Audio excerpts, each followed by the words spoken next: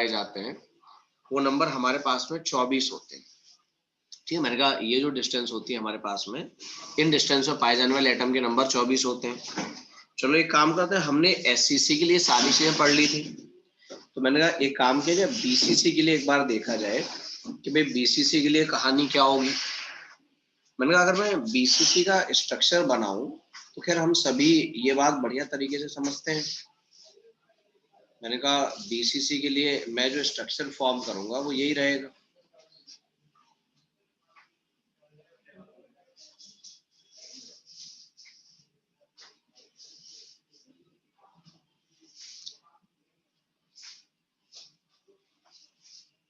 मैंने कहा मुझे मालूम है कि बीसीसी स्ट्रक्चर में जो भी हमारे पास में एटम्स हैं, भाई मैंने कहा एक तो कॉर्नर पर पाए जाएंगे, ठीक है, तो मैंने कहा जितने भी कॉर्नर एटम है वो मैं मार्क कर दे रहा हूँ।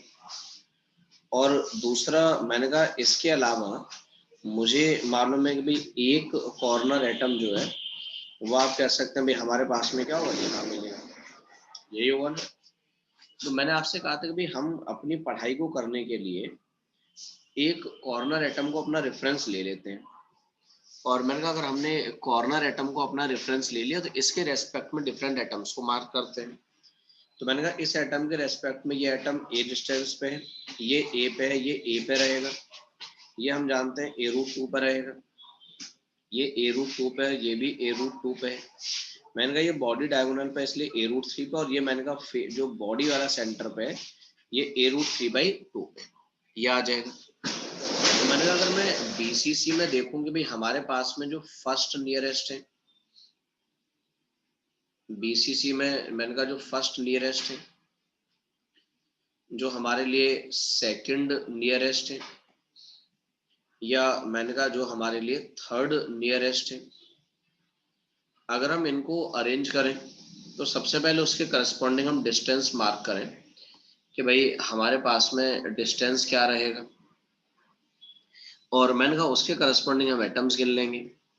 तो आपको नहीं लगता भी सबसे पहली डिस्टेंस जो मिलेगी, सबसे छोटी डिस्टेंस जो होगी वो ए रूट 3/2 के बराबर होगी। मैंने कहा दूसरी जो डिस्टेंस मिलेगी वो आपको ए मिलेगी, और उसके अगले बड़ी वाली डिस्टेंस जो ए रूट 2 मिलेगी, यही रहेगा।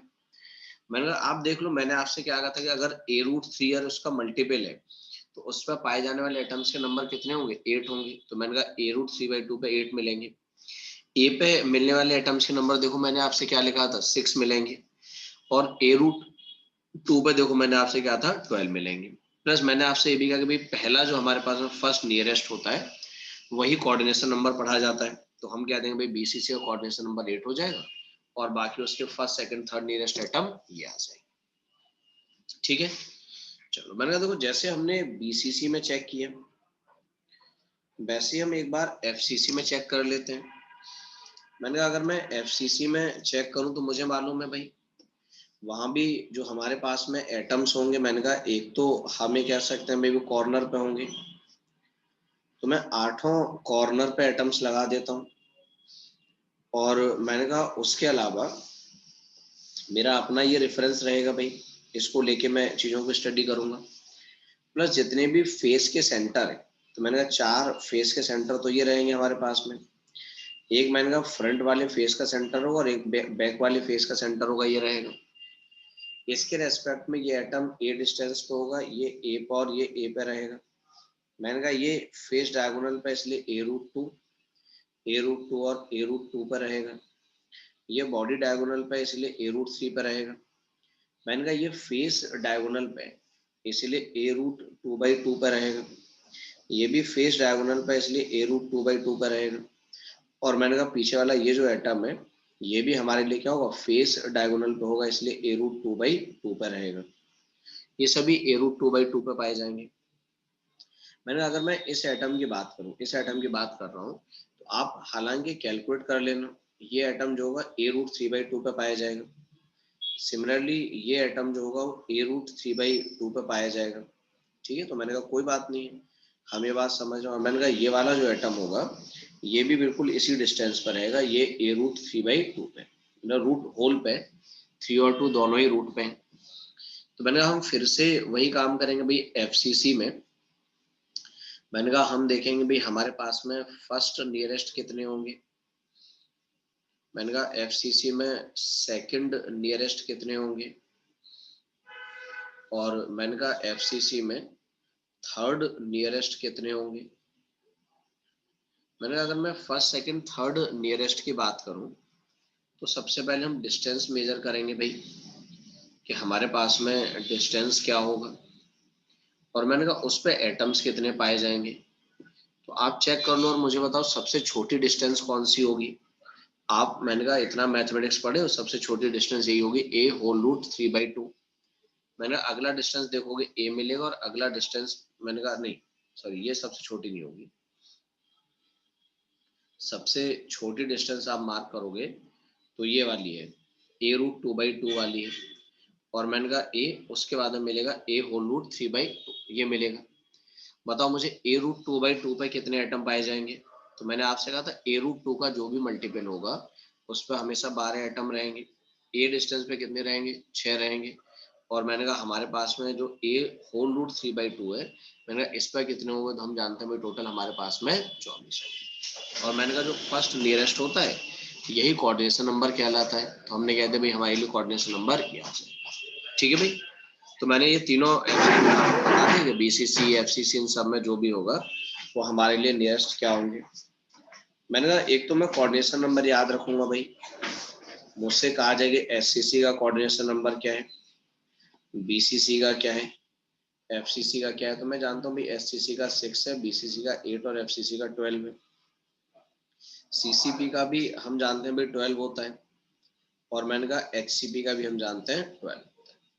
इवन आप सभी लोग मैंने कहा इतना पढ़े लिखे हो कि ये बात जानते हो कि भाई एफसीसी और सीसीपी एक ही बात होती है ना, दोनों कोई अलग अलग कहानी नहीं होती है। एफसीसी और सीसीपी मैंने कहा दोनों एक ही बात है, सीसीपी क्यूबिक क्लोज्ड पैकिंग और एचसीपी मैंने कहा हेक्सागोनल क्लोज्ड पैकिंग, ठीक है, याद रखेंगे हम इस बात को। तो मैंने कहा हम ये बात जानते हैं। अच्छा एक बात मैं लिख देता हूँ अलग से, nearest and next nearest atoms in BCC. तो आपने देखा भाई बीसीसी में नियरेस्ट एटम 8 होते हैं और नेक्स्ट नियरेस्ट जो होते हैं वो 6 होते हैं, वो हमने ऊपर पढ़ लिया, ठीक है भाई। चलिए नेक्स्ट हम अपना अगला टॉपिक स्टार्ट करते हैं, and that is regarding packing fraction, या फिर मैंने कहा हमने इसका दूसरा एक और नाम सुना हुआ है, and that is packing efficiency. ठीक है, दोनों मतलब एक ही नाम है, हम उसे पैकिंग फ्रैक्शन बोले या पैकिंग इफिशियंसी बोले, मैंने कहा दोनों बातें हमारे लिए एक ही होती हैं। क्या मैं भाई ऐसा लिख सकता हूँ जो पैकिंग फ्रैक्शन है that is volume occupied by atoms divided by volume of unit cell। मुझे लगता है ऐसा लिखने में किसी को एतराज नहीं होगी। मैं अगर आपसे ये कहता कि भाई मैंने किसी भी यूनिट सेल के रैंक को Z मान रखा है, तो क्या मैं ऐसा कह पाऊंगा कि उसका जो पैकिंग फ्रैक्शन होगा, नहीं सब याद नहीं करना है, मतलब मेनली जैसे बीसीसी का मैंने कहा ये क्वेश्चन मार्केट में है तो इसको याद कर लो, और कोऑर्डिनेशन नंबर तो क्या सबके याद करने हैं।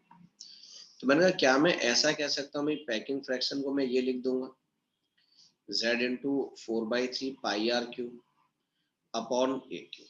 मैंने कहा भाई हम सिंपल जानते हैं पैकिंग फ्रैक्शन क्या है कि किसी भी यूनिट सेल में जितना भी वॉल्यूम एटम्स के द्वारा ऑक्यूपाई कर लिया गया है वही पैकिंग फ्रैक्शन कहलाता है। और मैंने कहा भाई मैं जानता हूँ कि अगर एक एटम का वॉल्यूम मैंने 4/3 पाई आर क्यूब लिया है और उसमें Z नंबर ऑफ एटम्स है, तो मैं कह दूंगा भाई उनका वॉल्यूम कितना है, Z into 4/3 pi r cube हो जाएगा। और मैं यूनिट सेल को क्यूबिक ले रहा हूँ तो उसका वॉल्यूम मैंने ए क्यूब रख दिया। हाँ यूनिट सेल मान लो क्यूबिक के अलावा कोई और होती तो हम उसे रख लेते, वो काम तो हम कर ही लेते, वो काम करना कोई बड़ी बात नहीं थी। प्लस मैं ये जरूर कह सकता हूँ कि भाई ये फॉर्मूला मैंने वॉल्यूम के टर्म्स में लिखा है, मतलब ये फॉर्मूला किसके लिए एप्लीकेबल होगा, 3 डायमेंशनल यूनिट सेल के लिए एप्लीकेबल होगा। अगर मैं 2 डायमेंशनल यूनिट सेल ले लेता भाई, अगर मैं 2 डायमेंशनल यूनिट सेल ले लूं, तो क्या मैं आपसे ऐसा कह सकता हूं कि भाई मेरे पास में जो पैकिंग फ्रैक्शन होगा वो ये आ जाएगा, area occupied by atoms divided by area of unit cell. भाई ठीक है, अगर मुझे 2D में डिस्कस करना है तो मैं उसी कहानी को एरिया के टर्म्स में डिस्कस करूंगा। मैंने कहा जो भी एटम्स के द्वारा एरिया ऑक्यूपाई किया जाएगा उसे यूनिट सेल के एरिया से मैं डिवाइड कर दूंगा। तो क्या आपको नहीं लगता कि मैं ऐसा लिख सकता हूँ भाई, अगर मैंने एक एटम का एरिया पाई आर स्क्वायर माना तो जेड नंबर ऑफ एटम्स होंगे, और मैं मान लेता हूँ कि स्क्वायर यूनिट सेल होगा, तो मैंने कहा मैंने स्क्वायर यूनिट सेल माना तो उसका वॉल्यूम क्या हो जाए, एरिया क्या आ जाएगा, ए स्क्वायर आ जाएगा।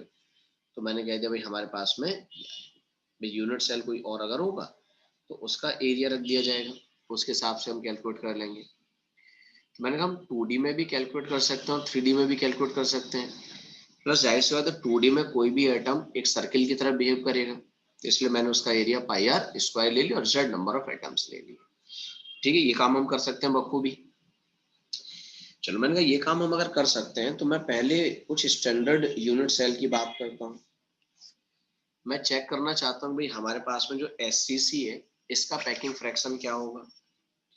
देखो हम सभी जानते हैं कि SCC के लिए A की वैल्यू 2R होती है और Z की वैल्यू 1 होती है, तो क्यों ना पैकिंग फ्रैक्शन के फॉर्मूले में रख दिया जाए।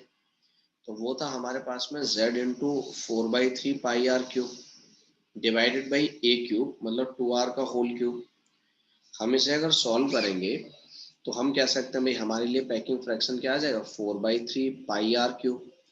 2 का क्यूब हमें मालूम है 8 आ जाएगा into r cube, r cube से आर क्यूब तो चला जाएगा, 4 से 2 टाइम्स चला जाएगा। तो मैंने कहा पैकिंग फ्रैक्शन कितना आ जाएगा हमारे पास में, पाई/6 आ जाएगा। या आपका मान है, मैंने कहा अगर आप उसे सॉल्व करोगे तो वैल्यू 0.524 आ जाएगी। तो हम कह सकते हैं भाई SCC का जो पैकिंग फ्रैक्शन है वो कितना है, पाई/6 या 0.524 के बराबर है। या मान लो मैं अगर चाहूँ तो परसेंटेज में कहूंगा, तो मैं कहूंगा भाई उसका पैकिंग फ्रैक्शन 52.4% है, मतलब अप्रोक्सीमेटली 53% आप कह सकते हो, कोई ऐसी दिक्कत नहीं आएगी। और मैं अगर आपसे कहता कि भाई हमारे पास में परसेंट वॉइड कितना है या परसेंट अनऑक्युपाइड स्पेस कितना है, तो मैं बिल्कुल बता सकता था भाई। मैंने कहा अगर 53% पार्ट ऑक्युपाइड है तो अनऑक्युपाइड परसेंट कितना है, 47.6%, ये अनऑक्युपाइड है। ठीक चल जाएगा। तो मैं चाहता हूं कि ये जो स्टैंडर्ड यूनिट सेल है इनके पैकिंग फ्रैक्शन मेमोराइज किए जाए। हालांकि आपने मेमोराइज कर रखे होंगे पहले से, मैं ये नहीं कहूंगा कि आपने मेमोराइज नहीं किए, लेकिन मैं चाहता हूं कि इनको मेमोराइज किया जाए ताकि जब भी आए हम डायरेक्टली बता दें। ऐसा ना हो कि हम बैठ के सोच रहे हैं कि भाई क्या होता है क्या नहीं होता है। स्टैंडर्ड यूनिट सेल है तो हमें डायरेक्टली मालूम होना बहुत जरूरी है। मैंने अगर मैं BCC ले लेता तो मैं जानता हूँ भाई BCC के लिए A is equal to 4R/√3 होता है और Z की वैल्यू हम सभी जानते हैं 2 होती है। तो फिर से हम पैकिंग फ्रैक्शन के फॉर्मूले में लगा देंगे, तो ये आ जाएगा Z into 4/3 pi r cube divided by A cube, और मैंने कहा A की वैल्यू क्या होगी, 4R/√3 का क्यूब रख देंगे हम, है ना। इसी को हमें सॉल्व करना है। ठीक है, हम उसे सॉल्व कर लेंगे। तो मैंने कहा ये वैल्यू कितनी आ जाएगी, पाई√3/8 आ जाएगी। आप इतना तो काम कर सकते हो, सॉल्व तो कर ही सकते हो मैंने कहा। या मैंने कहा हम इसे सॉल्व करेंगे तो ये 0.68 आ जाएगा। तो अगर हम इन टर्म्स ऑफ परसेंटेज कहेंगे, बिल्कुल आप सही बता रहे हो, मैंने इन टर्म्स ऑफ परसेंटेज हम कहेंगे तो पैकिंग फ्रैक्शन हम कहेंगे 68% आ जाएगा।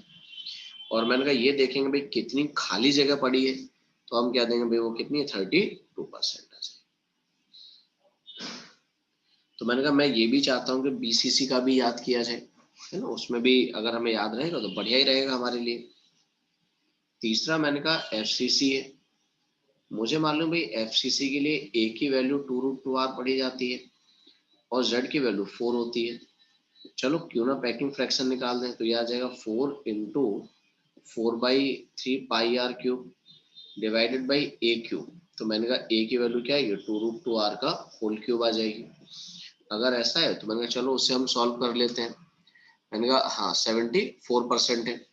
मैंने कहा अगर हम इसे सॉल्व कर लेंगे पैकिंग फ्रैक्शन को, तो मैंने कहा ये वैल्यू हमारे पास है पाई/3√2 आ जाएगी, या मैंने कहा हम उसे सॉल्व करेंगे तो 0.74 आ जाएगा। और आप ये कह सकते हैं भाई अगर ऐसा है तो यहाँ से पैकिंग फ्रैक्शन मैंने कहा परसेंटेज के टर्म्स में 74% हो गया। और मैंने आपसे कहा कि अगर परसेंट वर्ड की हमने बात की है तो हमारे लिए कितना 26%। ठीक है भाई, चल जाएगा, कोई दिक्कत नहीं आएगी। तो हम कहीं ना कहीं तीनों पैकिंग फ्रैक्शन को देख के एक बात तो जरूर समझ गए थे, अगर हम ये चेक करेंगे भाई सबसे ज्यादा पैकिंग इफिशियंसी किसकी है, तो हमने देखा भाई सबसे ज्यादा पैकिंग इफिशियंसी हमारे पास में एफसीसी की है, उसके बाद में बीसीसी की, और उसके बाद में एससीसी की है। भाई वो तो हमें सभी को मालूम है, अलग से याद करने की जरूरत भी नहीं है। प्लस मैं आपसे ये कह सकता हूँ कि जो एफसीसी है, FCC has maximum packing fraction, SCC has maximum packing fraction, so also called as cubic closed packing।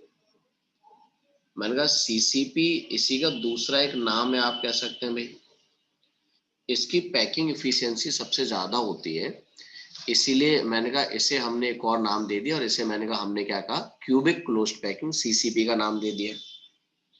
Plus देखो मैं ये कह सकता हूँ कि जो SCC और BCC है, SCC and BCC are not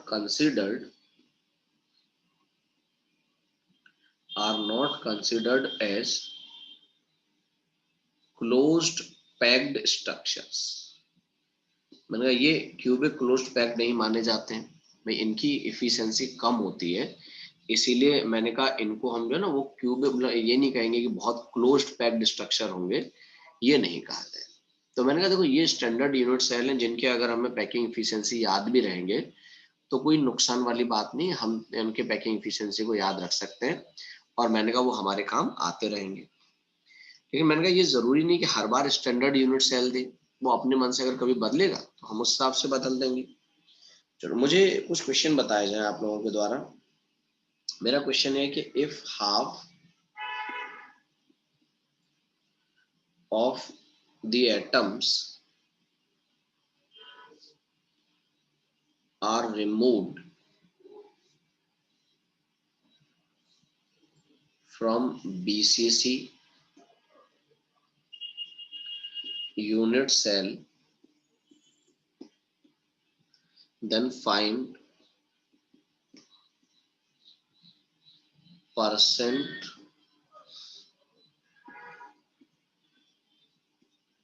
unoccupied space. मैंने आपसे कहा कि हमने BCC में से अगर आधे एटम को कम कर दिया हो तो हम जानना चाहते हैं कि भाई अब कितना स्पेस अनऑक्युपाइड है, मतलब अब इस टाइम पे उसकी पैकिंग फ्रैक्शन क्या है और अनऑक्युपाइड स्पेस क्या है। आपका आंसर है 66%। ठीक है, तो हम जानते हैं कि BCC में हमने जो ओरिजिनली पढ़ा था वो Z की वैल्यू 2 ली थी, तो उस टाइम पे मैंने कहा था भाई उसका पैकिंग फ्रैक्शन 68% था। उसने नए क्वेश्चन की जो बात की उसने कहा कि आपने आधे एटम रिमूव कर दिए, तो सिंपल है आपने Z की वैल्यू 1 ले ली है। तो मुझे लगता है कि भाई Z की वैल्यू अगर मैं 1 ले लूंगा तो पैकिंग फ्रैक्शन आधा हो जाएगा, भाई Z तो मल्टीप्लाई हो रहा था ना, तो मैंने कहा यही पैकिंग फ्रैक्शन हमारे लिए कितना आ जाएगा, हम कह सकते हैं 34% आ जाएगा। अगर पैकिंग फ्रैक्शन 34% होगा तो क्या मैं ये कह सकता हूँ कि जो परसेंट अनऑक्युपाइड स्पेस है, मैंने कहा जो परसेंट अनऑक्युपाइड स्पेस है वो कितना आ जाएगा 66% आ जाएगा। ठीक है, कोई दिक्कत नहीं, चलेगा आराम से। अगला आसान सा क्वेश्चन लिखते हैं। एक half of face centre atoms are removed from a FCC unit cell, then find packing fraction। मैंने आपसे कहा कि इस बार मैंने क्या किया कि जो हमारे पास में एफसीसी यूनिट सेल था उसमें से सिर्फ फेस सेंटर के एटम कम किए और वो भी आधे कर दिए। मतलब मैंने कॉर्नर एटम के साथ कोई छेड़खानी नहीं की है। तो हम एक काम करते हैं कि भाई आधे फेस सेंटर एटम को हटाने के बाद में नए z की वैल्यू क्या होगी ये कैलकुलेट कर लेते हैं। 46.25%। ठीक है भाई। तो मैंने कहा जो हमसे क्वेश्चन कहा जा रहा है उसमें हम जानते हैं भाई कॉर्नर पे एटम है, जब उसने कहा तो हम नहीं हटाएंगे। उसने कहा कि हमने 3 फेस से एटम हटा दिए तो जैसे होता 3 फेस पे रह जाएंगे। तो मैंने कहा हमारे पास में ये वैल्यू कितनी आ जाएगी, z की वैल्यू 2.5 आ जाएगी। कोई दिक्कत नहीं है। पैकिंग फ्रैक्शन को कैलकुलेट करने का फॉर्मूला हम जानते हैं, हम सभी ने पढ़ रखा है भाई, z into 4/3 pi r cube divided by a cube. तो इस बार z की वैल्यू मैंने कहा क्योंकि हमारे पास में 2.5 है into 4/3 pi r cube divided by भाई किसी भी एफसीसी में ए की वैल्यू हम सभी जानते हैं भाई, ठीक 2√2r लिखी जाती है। तो मैंने कहा मैं ए को 2√2r लिख देता हूँ, तो 2√2r का क्यूब। तो हम क्या देंगे भाई, ये कितना आ जाएगा हमारे पास में 2.5 into 4/3 pi r cube divided by 2 का क्यूब हमें मालूम है 8 आ जाएगा, √2 का क्यूब 2√2 आ जाएगा इंटू आर क्यूब। आप जानते हैं आर क्यूब से आर क्यूब तो कैंसिल ही हो जाएगा। और मैंने कहा इससे हम सॉल्व कर लेंगे तो हमारे पास में मैंने कहा ये कितना 4 से ये 2 टाइम्स चला जाएगा तो ये आ जाएगा 2.5 इंटू पाई डिवाइडेड बाई मैंने कहा 3 इधर आ जाएगा तो 3 इंटू 4 12√2 मेरे हिसाब से ये आ जा रहा है। और मैंने कहा अगर हम इसे देखेंगे और आप इसे सॉल्व करोगे तो ये वैल्यू 0.46 आ जाएगी। तो हम कह सकते हैं भाई हमारे पास में जो पैकिंग फ्रैक्शन होगा वो 46% आ जाएगा। हम मान लो इसी में कह देते हैं कि परसेंट वर्ड बताओ, तो ठीक है हम कह देंगे भाई परसेंट वर्ड जो खाली स्पेस होगा इस तरह में वो कितना 54% आ जाएगा। ठीक है भाई। तो मैंने कहा हम ये काम कर लें, कोई ऐसी बड़ी बात नहीं होगी। मैंने कहा मुझे सिंपल ऐसा कोई भी क्वेश्चन दिया जाएगा मैं बता दूंगा। चलो मैं एक और बात बताता हूँ आपको, एक बात समझाने वाली आपके लिए ये है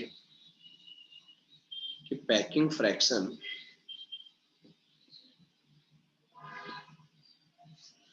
व्हेन यूनिट सेल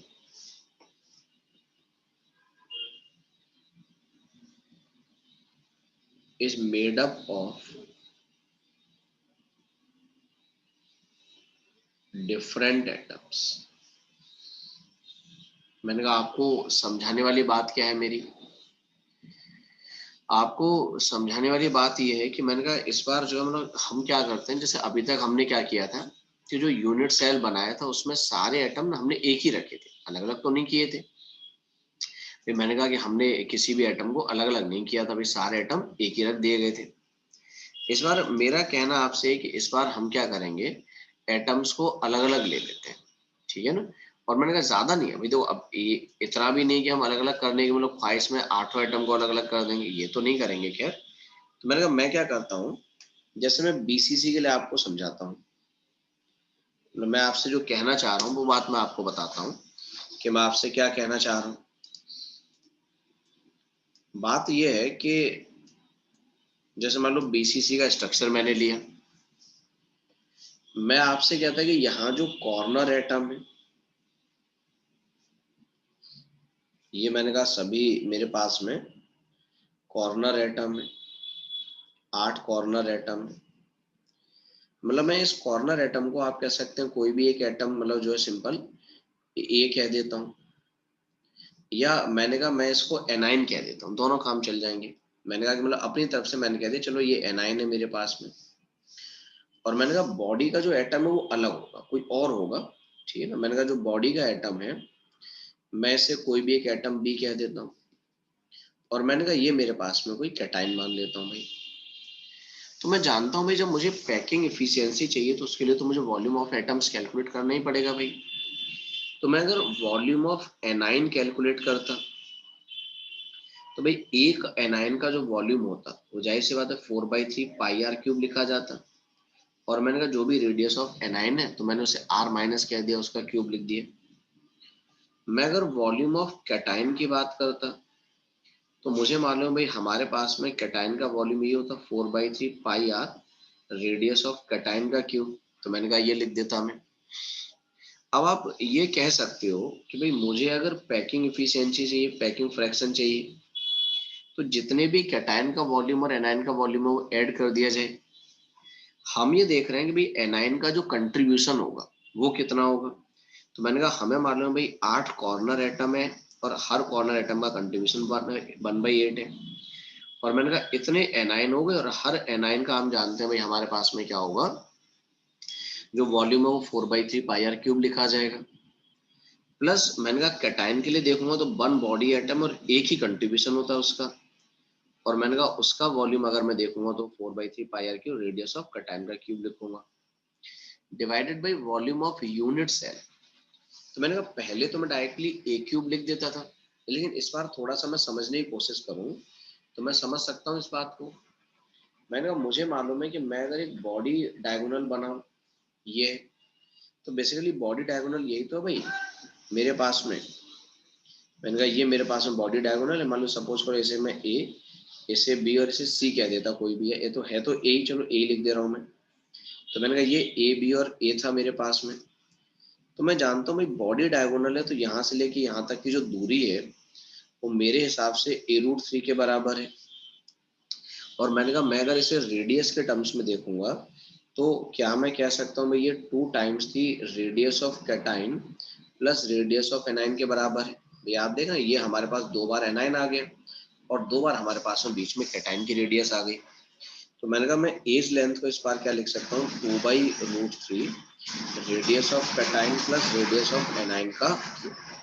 तो मैंने कहा वॉल्यूम हम कैलकुलेट करेंगे तो इसका भी क्यूब कर देंगे, तो ये आ जाएगा 2/√3 रेडियस, सॉरी ए क्यूब तो सिंपल यही रहेगा, radius of cation plus radius of A9.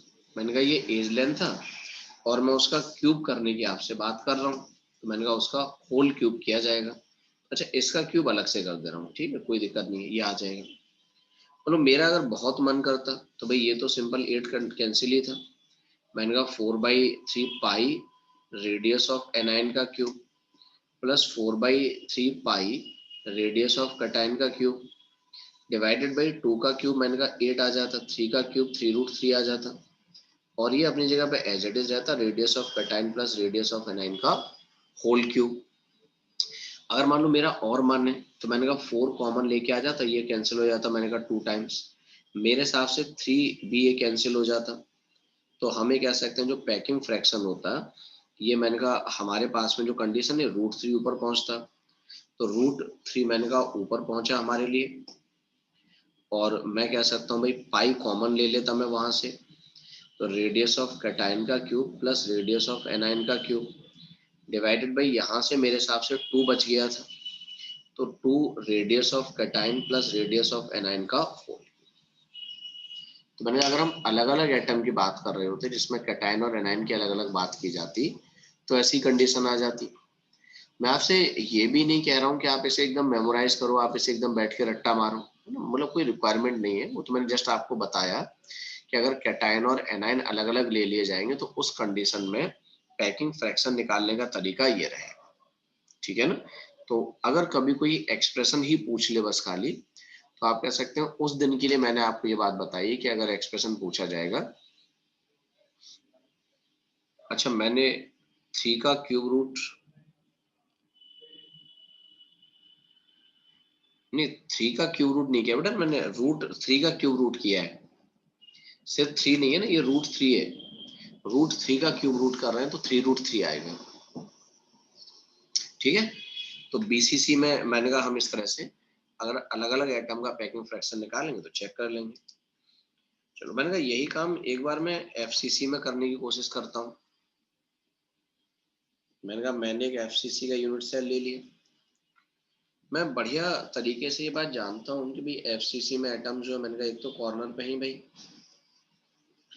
उसमें कोई दिक्कत है ही नहीं, और मैंने कहा कॉर्नर के अलावा मुझे मालूम भाई 6 फेस के सेंटर होते हैं और सभी फेस के सेंटर पर रहेंगे। फिर से वही है कि भाई मैं किसी एक को कैटाइन ले लूँ और किसी एक को एनाइन, और आप किसी को भी ले लो, मतलब कोई ऐसा वो नहीं है कि आप मतलब फिक्स है मेरा।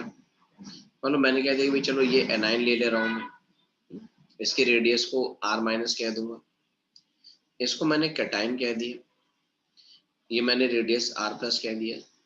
आप चाहो radius of atom a, radius of atom b इनके टर्म में लिख लो, मैं सिंपल लो radius of cation, radius of anion के टर्म्स में लिख रहा हूँ, सब बातें एक ही है। तो मैंने कहा फिर से वही काम करूंगा भाई, मैं एनाइन के द्वारा जो वॉल्यूम है वो कैलकुलेट करूंगा और कैटाइन के द्वारा जो वॉल्यूम है वो कैलकुलेट करूंगा। अब मैं इकट्ठा लिख दे रहा हूँ, वॉल्यूम ऑक्यूपाइड बाई एनाइन। तो मैंने कहा मुझे मालूम है एनाइन कॉर्नर पे है, 8 कॉर्नर है, हर कॉर्नर एटम का कंट्रीब्यूशन 1/8 है, और मैंने कहा भाई हमारे पास में क्या होगा, उसका वॉल्यूम 4/3 पाई आर क्यूब ये आ जाएगा। ठीक है, कैंसिल हो जाएगा, तो simple 4/3 pi r radius of anion का क्यूब आ जाएगा।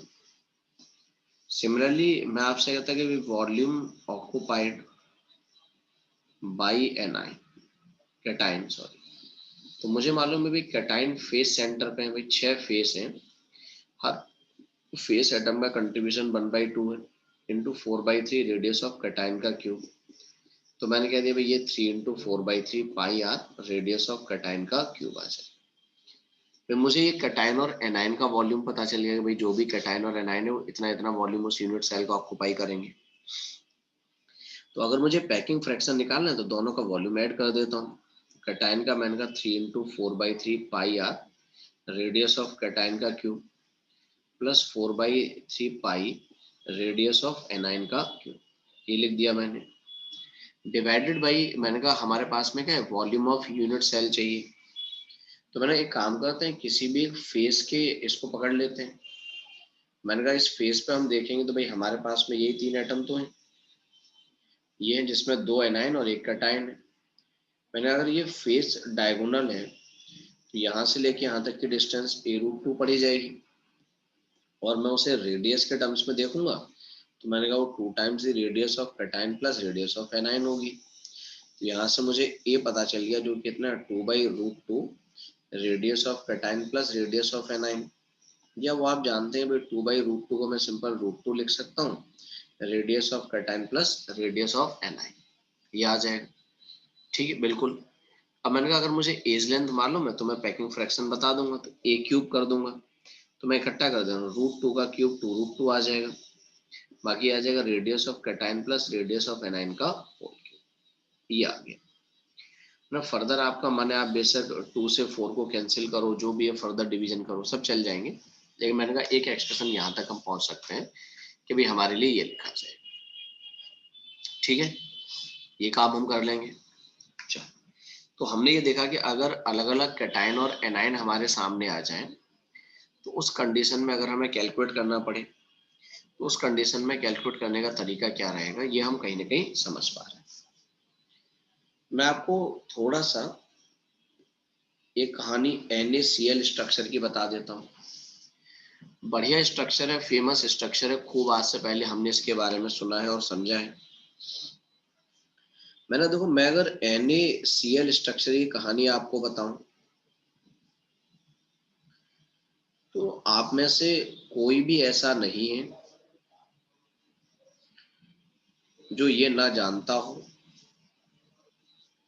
कि NaCl के स्ट्रक्चर में जो Cl माइनस है वो कॉर्नर और फेस सेंटर पे होते हैं। तो मैंने ठीक है, मैं एक काम करता हूँ, जितने भी कॉर्नर हैं उन सभी पे मैं Cl माइनस लगा देता हूँ। मैंने कॉर्नर पे Cl माइनस लगा दिया, और मैंने कहा इसके अलावा जितने भी फेस के सेंटर हैं सभी पे मुझे मालूम है भाई Cl माइनस लग जाएगा। तो मैंने कहा ये हो गया एक फ्रंट वाले फेस का सेंटर और एक बैक वाले फेस का सेंटर, ये आ गया। मतलब मैंने जो हरे कलर से दिखाया है वो Cl माइनस है, जो कि मैंने कहा कि भाई कॉर्नर पे भाई 8 कॉर्नर है तो 8 कॉर्नर पे हो गया, प्लस साथ में आप ये कह सकते हैं भाई हमारे पास में 6 फेस सेंटर है तो 6 फेस सेंटर पे दिखा दिए। दूसरी आप बात याद करो, याद करने वाली बात यह है कि हमारे पास में जो Na प्लस होता है NaCl के स्ट्रक्चर में जो Na प्लस होता है वो बॉडी सेंटर पे होता है, और बॉडी सेंटर तो एक ही होता है, प्लस साथ में एज सेंटर पे होता है, और मैंने कहा एज सेंटर टोटल 12 होते हैं, तो चलो उसे लगा लेते हैं। तो मैंने एक बॉडी के सेंटर पे लगा दिया और बाकी 12 एज के जो सेंटर है उन पे लगा दूं।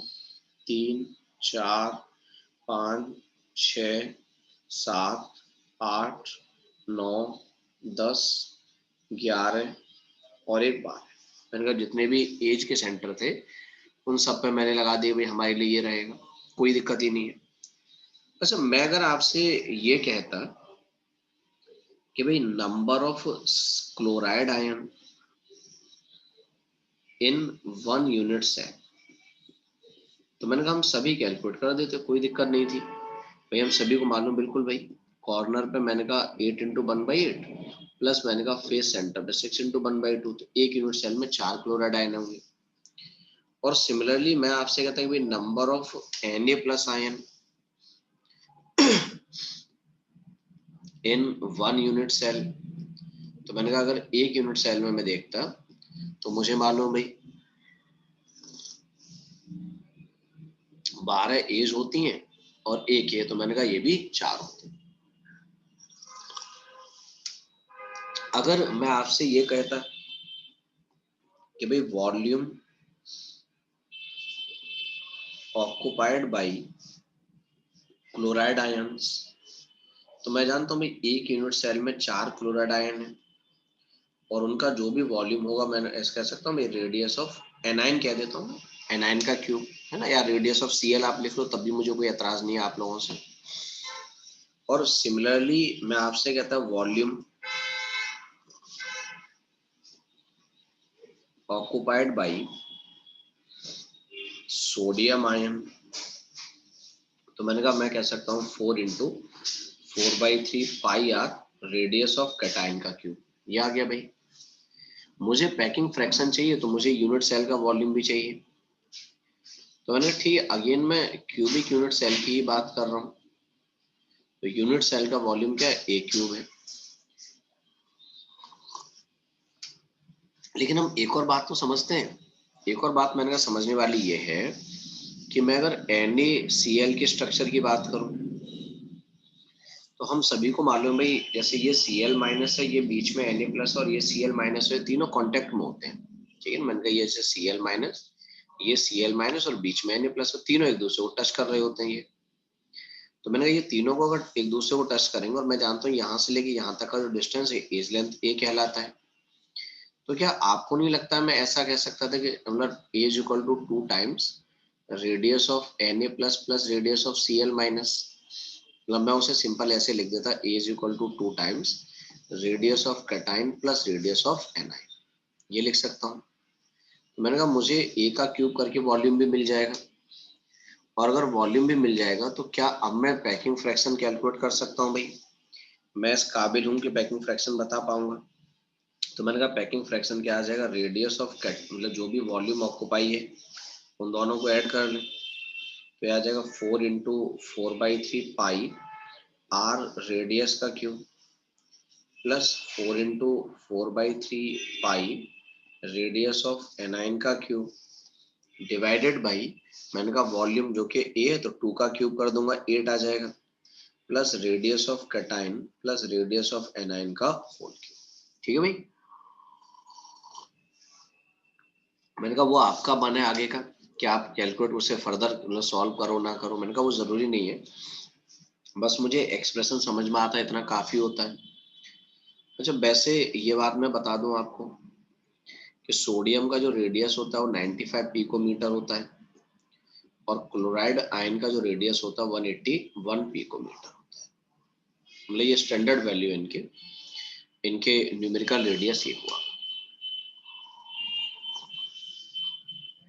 ठीक है भाई, तो हमने ये समझ लिया कि अगर बाई चांस यूनिट सेल को अलग अलग बना दिया जाए तो उस केस में हम किस तरीके से पैकिंग फ्रैक्शन के डिफरेंट एक्सप्रेशन को नोट कर सकते हैं।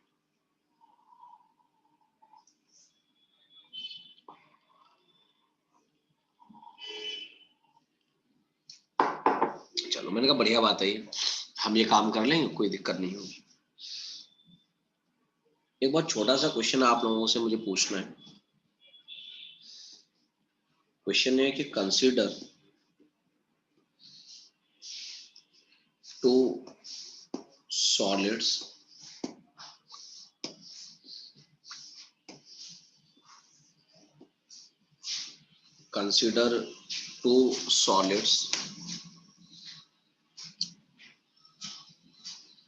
having BCC unit cell.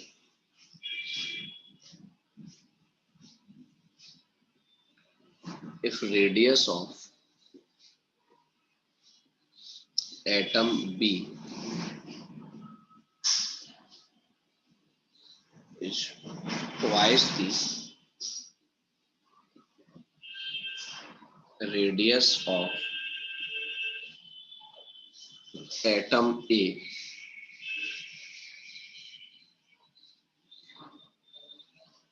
and A's length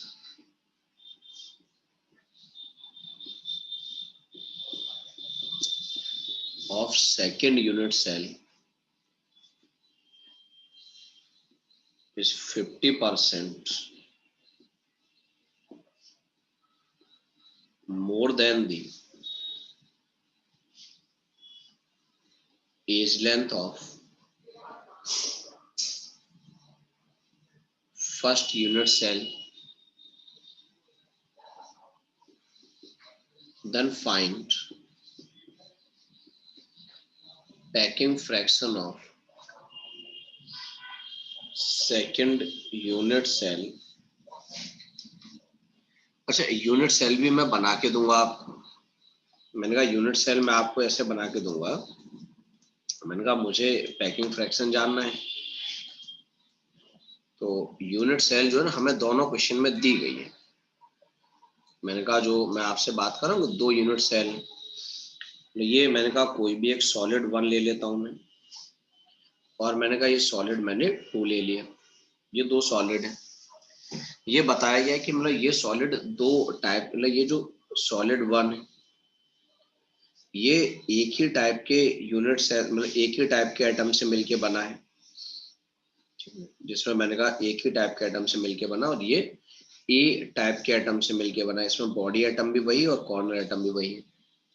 लेकिन जो बी वाला है जो सेकंड सॉलिड है वो अलग है।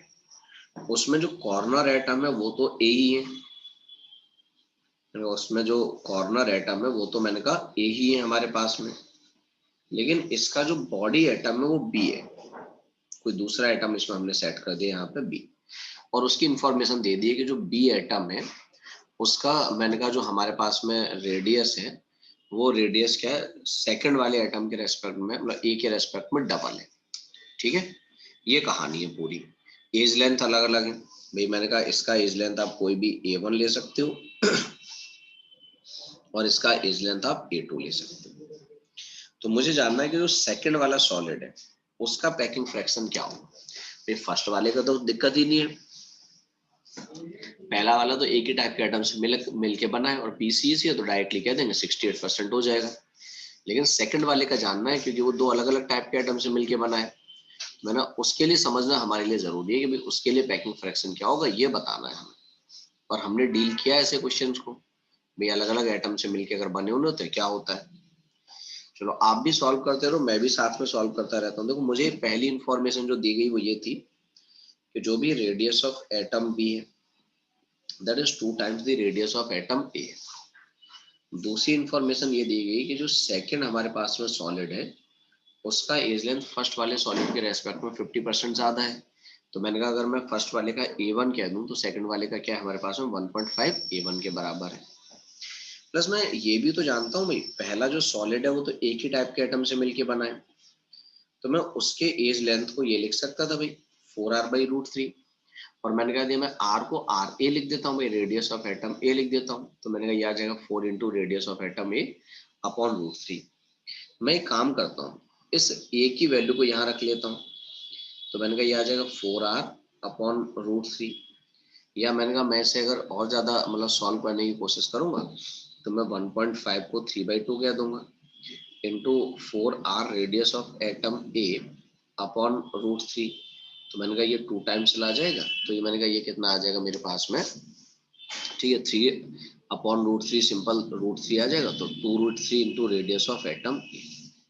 मतलब मुझे ये मिल गया कि in terms of radius of atom A A2 की वैल्यू मिल गई, और मैंने कहा A2 मुझे पता चल गया कितना है मेरे लिए, 2√3 रेडियस ऑफ एटम ए के बराबर है। अब जो क्वेश्चन हमें सॉल्व करना है वो सॉलिड 2 के लिए करना है। तो मैंने कहा अगर मैं सॉलिड 2 की बात करूंगा, उसका पैकिंग फ्रैक्शन लिखूंगा, तो मैं लिख सकता हूँ भाई हमारे पास में जो ए वाले एटम है वो कॉर्नर पे है, उनका कंट्रीब्यूशन 8 × 1/8, और मैंने कहा हमारे पास में उनका जो, ठीक है, वॉल्यूम हो 4/3 pi r radius of a का क्यूब, ये लिखा जाएगा। मैंने कहा जो बी एटम है वो बॉडी पे है, तो 1 × 1 4/3 pi r radius of atom b का क्यूब लिखा जाएगा, ये वॉल्यूम आ गया, अपॉन एज लेंथ ए का क्यूब। और भाई एज लेंथ जो सेकंड वाला सॉलिड है उसे मैंने A2 माना है, और A2 की वैल्यू क्या है मेरे पास में, 2√3 इंटू रेडियस ऑफ एटम ए, तो मैंने उसका क्यूब कर दिया। मैं एक काम करता हूँ, क्यों ना मैं रेडियस ऑफ एटम बी को ए के टर्म्स में रख लूँ। तो मैंने अभी थोड़ी देर पहले आपसे कहा कि बी का रेडियस जो क्या 2 times the radius of atom ए के बराबर है। तो मैंने कहा मैं अगर इसे सॉल्व करूंगा तो पैकिंग फ्रैक्शन कितना है, 4/3 pi r radius of a का cube plus 4/3 pi r radius of b, b का मतलब 2 times of radius of atom a है, तो मैं उसका क्यूब करूंगा तो आ जाएगा 2 का क्यूब 8 आ जाएगा इंटू रेडियस ऑफ ए का क्यूब। 2 का क्यूब हो गया 8, √3 का क्यूब हो गया 3√3 इंटू रेडियस ऑफ ए का क्यूब। मैंने देखो ये आर ए क्यूब तो सब जगह से कैंसिल हो जाना है बाहर आके, मैंने यहाँ से 4 कॉमन ले लोगे, ये 2 टाइम्स चला जाएगा। बाकी मैंने कहा अगर हम देखेंगे हमारे पास में, तो ये कंडीशन आ जाएगी हमारे लिए। मैंने कहा इधर से बचेगा 4π/3 बचेगा, प्लस इधर से हम देखेंगे तो 8π/3 बचेगा, और यहाँ से मैंने कहा हमारे पास में 6√3 बचा है। 8π प्लस पाई मतलब वो 9π/3 आ जाएगा, और मैंने कहा अपॉन 6√3 आ जाएगा। ये आप जानते हैं भाई ये 3 टाइम्स चला जाएगा, और मैंने कहा 3 से ये 2 टाइम्स चला जाएगा, तो वो कितना आ जाएगा हमारे पास में, π/2√3 आ जाएगा। ठीक है ना, यही तो हमसे कैलकुलेट कराया रहा था कि भाई अगर हमें पैकिंग फ्रैक्शन निकालना है तो क्या होगा। तो हमने देखा कि जो पैकिंग फ्रैक्शन आया वो कितना आ गया, π/2√3 आ गया। या मान लो बहुत मन है हमारा सॉल्व करने का तो आप सॉल्व कर लो, वो वैल्यू 0.906 आ जाएगी। या हम अगर चाहें तो कह देंगे इन टर्म्स ऑफ परसेंटेज कि भी उसका पैकिंग फ्रैक्शन क्या होगा, 90.6% हो जाएगा, ये आंसर आ जाएगा। तो ठीक है, हमने मतलब 2 एटम से बनने वाली यूनिट सेल के लिए भी सॉल्व करने का तरीका देख ही लिया था, उसी को यूज कर लिया, और जैसी इंफॉर्मेशन क्वेश्चन में दी थी उन सारी इंफॉर्मेशन का हमने खूब भरपूर मतलब आप कह सकते हैं यूज कर लिया, और उसके बेसिस पर बता दिया कि भाई हमारे लिए कहानी क्या रहेगी। क्यों भाई, बताई जा सकती है? नहीं तो फिर ऐसे केस में क्या करते हैं, ऐसे केस में आंसर को याद कर लेते हैं ना, इसीलिए मतलब ऐसे क्वेश्चन, अब ये मान लो ये स्टैंडर्ड टाइप का क्वेश्चन है ना, जब आएगा इसी लैंग्वेज में आएगा, इसी डेटा के साथ आएगा। हम एग्जाम में इतना बड़ा क्वेश्चन तो सॉल्व नहीं करेंगे, तो हम याद रखेंगे कि ऐसे क्वेश्चन का आंसर 90% या π/2√3 होता है, तो डायरेक्ट टिक कर देंगे। ऐसे क्वेश्चंस में ऐसे हेल्प ले लेते हैं थोड़ी सी, पुरानी चीजों को याद रख के। ठीक है, चल जाएगा इतना। चलो भाई कोई दिक्कत नहीं है, आगे बढ़ते हैं फिर।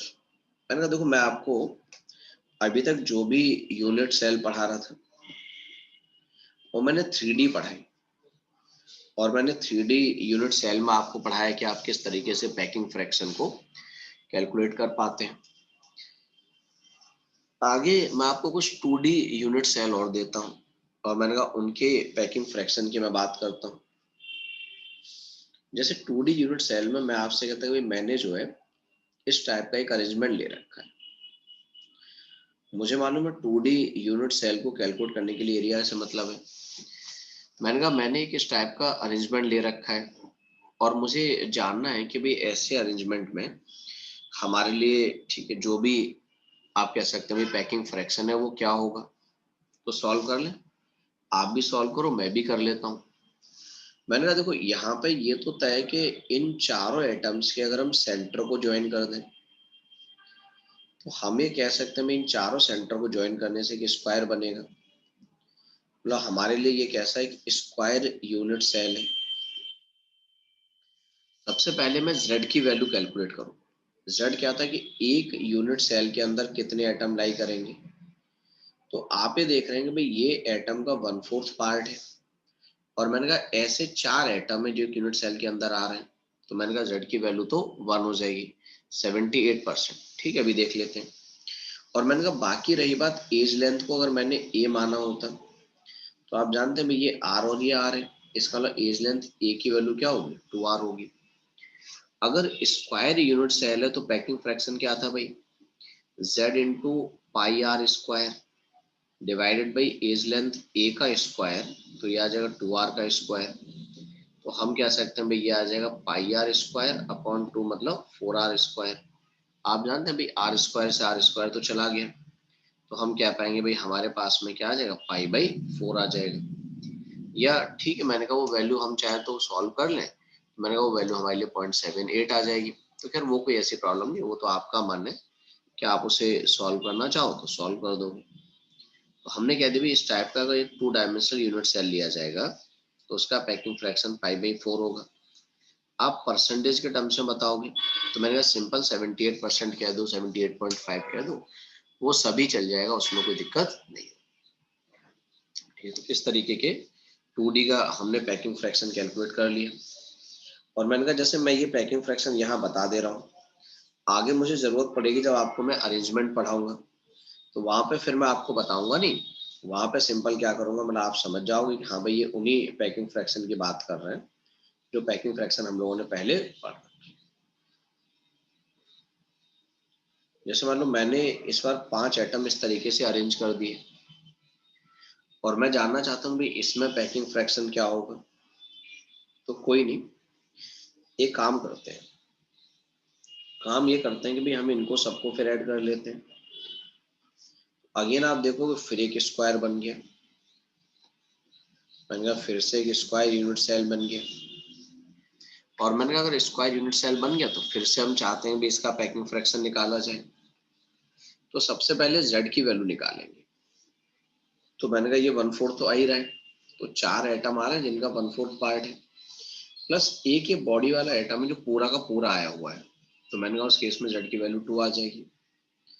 दूसरा मुझे a और r के बीच में एक रिलेशन चाहिए, तो मैंने कहा वो भी मिल जाएगा। मैं जानता हूँ भाई मैं अगर यहाँ से एक डायगोनल बना दूं, भाई ये स्क्वायर का डायगोनल हम सभी जानते हैं भाई स्क्वायर का डायगोनल a√2 के बराबर होता है ना। और मैंने कहा मैं उसे रेडियस के टर्म्स में देखूंगा तो 4r के बराबर है। भाई ये रेडियस r, ये r, ये r और ये भी r है, तो मैंने कहा ये 4r के बराबर है। तो हम कह सकते हैं भाई यहाँ से a इज इक्वल टू क्या आ जाएगा, 4r/√2।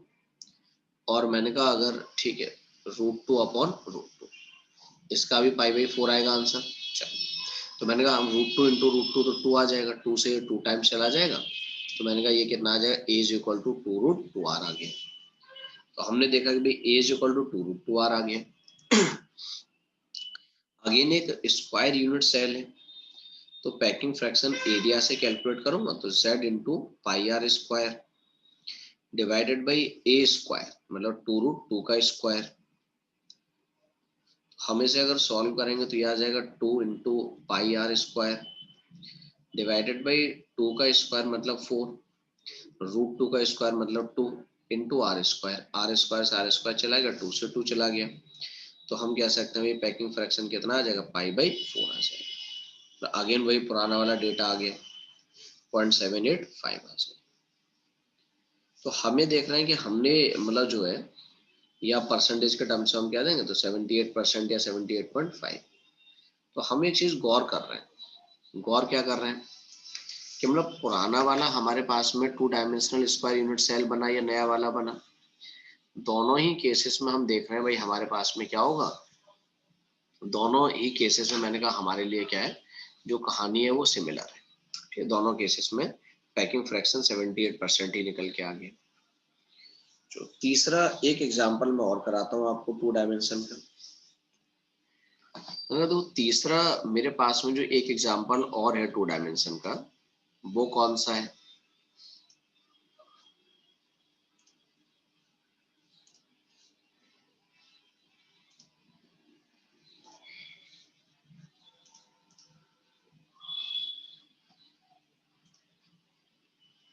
हाँ ये तो याद रखने हैं,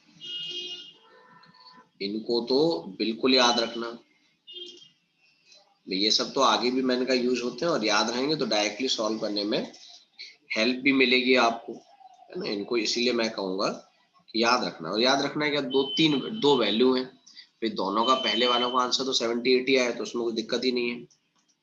चलो मैंने कहा एक मैंने आपको इस टाइप का यूनिट सेल दे रखा है, एक मैंने कहा हेक्सागोनल यूनिट सेल दिया है मैंने आपको, है ना। और मैंने कहा ये जो हेक्सागोनल यूनिट सेल मैं दे रहा हूँ उसका मुझे पैकिंग फ्रैक्शन निकालना है।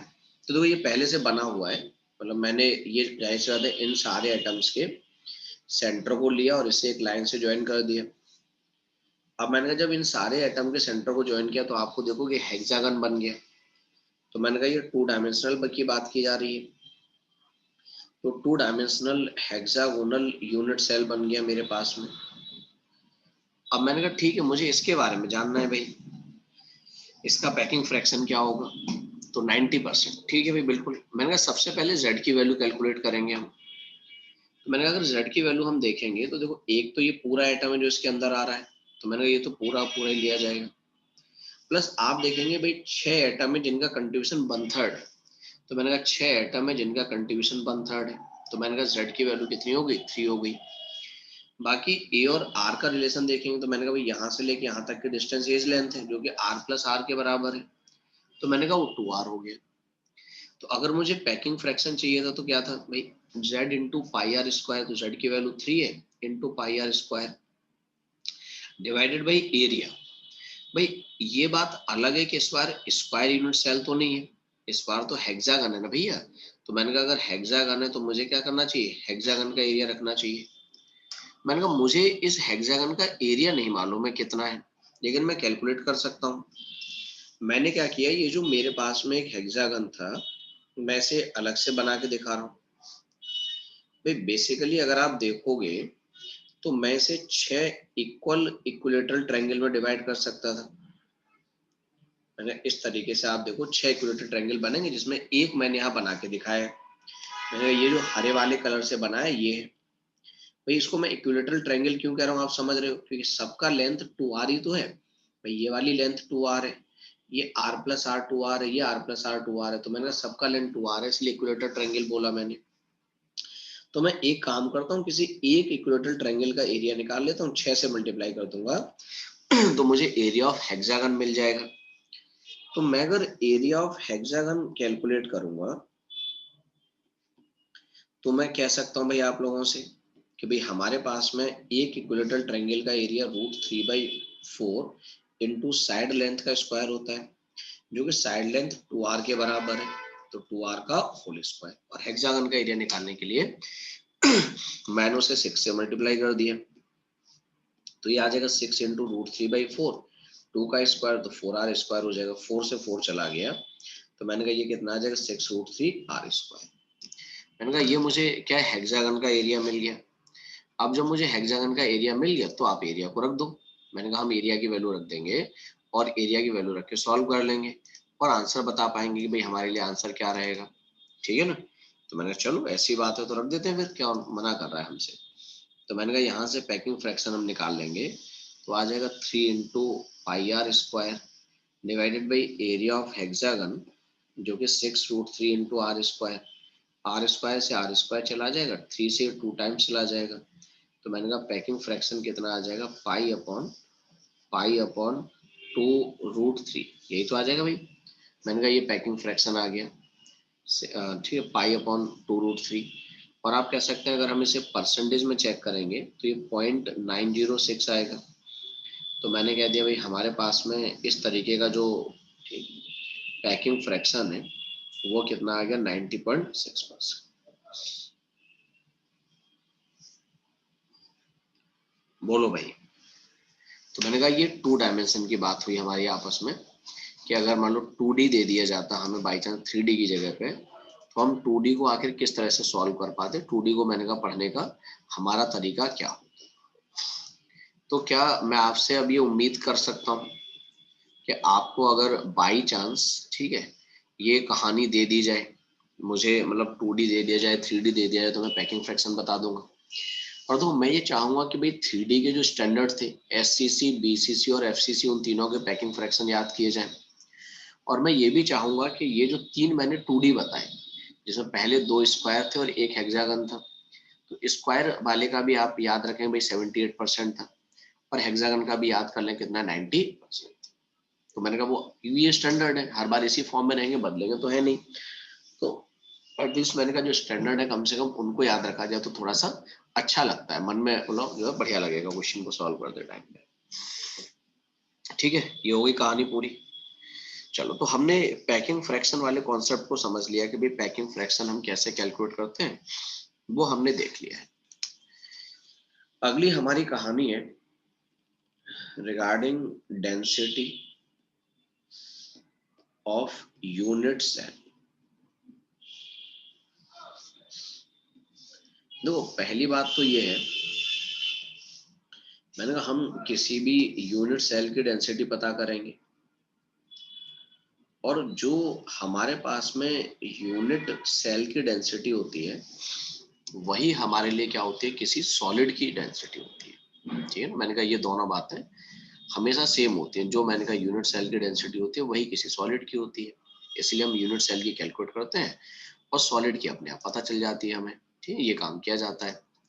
अगर मैंने कहा ऐसी बात है तो चलो फिर इसको भी देख लेते हैं।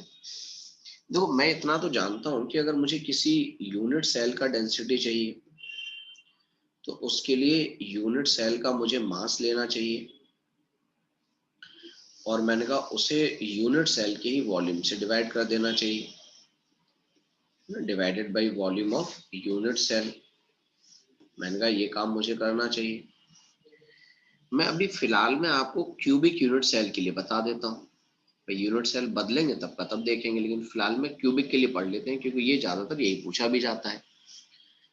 मैं अगर क्यूबिक यूनिट सेल का एज लेंथ ए ले लेता तो मैं ये बात जानता हूँ कि भाई जो यूनिट सेल का वॉल्यूम है वो सिंपल मेरे लिए क्या हो जाएगा, ए क्यूब हो जाएगा, बात खत्म हो गई। मैं थोड़ी देर के लिए जो भी एटम है या जो भी मॉलिक्यूल है आप कह सकते हैं जिससे कुछ सॉलिड मिलके बना है, मैं एटम के एटॉमिक मास को ए ग्राम पर मोल ले ले रहा हूँ। मैंने कहा ए ग्राम पर मोल है, तो क्या आप मुझे वेट ऑफ या मास ऑफ वन एटम बता पाओगे? बता देंगे भाई। मैंने कहा अगर हमारे पास में एक मोल एटम का वेट ए ग्राम है तो हमारे पास में एक एटम का वेट क्या होगा, अब अगर दो नंबर से डिवाइड कर देंगे ए अपॉन एन ए ग्राम आ जाएगा। मैं उस यूनिट सेल के रैंक को Z कंसिडर कर लेता हूँ, तो मैंने कहा इसका मतलब उसमें Z नंबर ऑफ एटम्स होंगे, तो मास ऑफ यूनिट सेल कितना आ जाएगा हमारे लिए। तो मैंने कहा हम ये कह सकते हैं भाई जो भी यूनिट सेल का मास हो बेसिकली एटम्स का ही तो मास है। हमें मालूम भाई Z एटम है और हर एटम का मास कितना है, A बाई एन ए ग्राम है, तो ये मुझे मास मिल जाएगा। भाई मुझे यूनिट सेल का मास मालूम है, यूनिट सेल का वॉल्यूम मालूम है, तो क्या मैं डेंसिटी बता दूंगा? तो डेंसिटी कितना आ जाएगा, Z into A upon N A into A. ये आ गया, मुझे डेंसिटी का फॉर्मूला मिल गया कि भाई मेरे लिए डेंसिटी ये पढ़ा जाएगा। मैं आपसे ये चाहूंगा कि फॉर्मूला याद किया जाए, हालांकि आपने याद भी किया होगा, ऐसी बात नहीं कि आपने फॉर्मूला याद नहीं किया होगा। और मैंने कहा मैं फिर चाहूंगा कि फॉर्मूले को बढ़िया तरीके से याद किया जाए। क्यों याद किया जाए? क्योंकि आप देखोगे डेंसिटी के ढेर सारे क्वेश्चंस एग्जाम्स में पूछे जाते हैं, और आज तक जितने भी क्वेश्चन डेंसिटी के एग्जाम में आए हुए हैं वो सारे के सारे क्वेश्चन फॉर्मूले बेस्ड ही आते हैं, तो कुछ होता ही नहीं, बस फॉर्मूले में वैल्यू रखनी होती है, सॉल्व कर देते हैं, वही आंसर हो जाता है। तो मैंने इसलिए फॉर्मूले को बढ़िया से याद रखेंगे, फॉर्मूले में रख के आंसर सॉल्व करते रहेंगे। चलो देख लेते हैं फिर। मैंने कहा कुछ क्वेश्चन मैं आप लोगों से डिस्कस कर देता हूँ, बाकी आपको बुक्स में सीट में मिलते ही रहेंगे। एक पहला क्वेश्चन लिखा जाए जो रिसेंटली पूछा गया 2018 के पेपर में शायद, या 17-18 किसी एक में आया। On heating iron crystal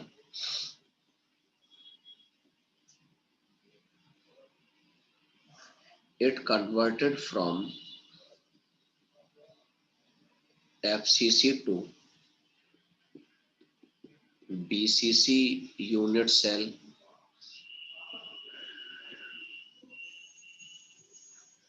then find the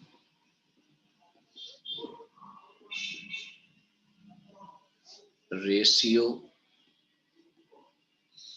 of their density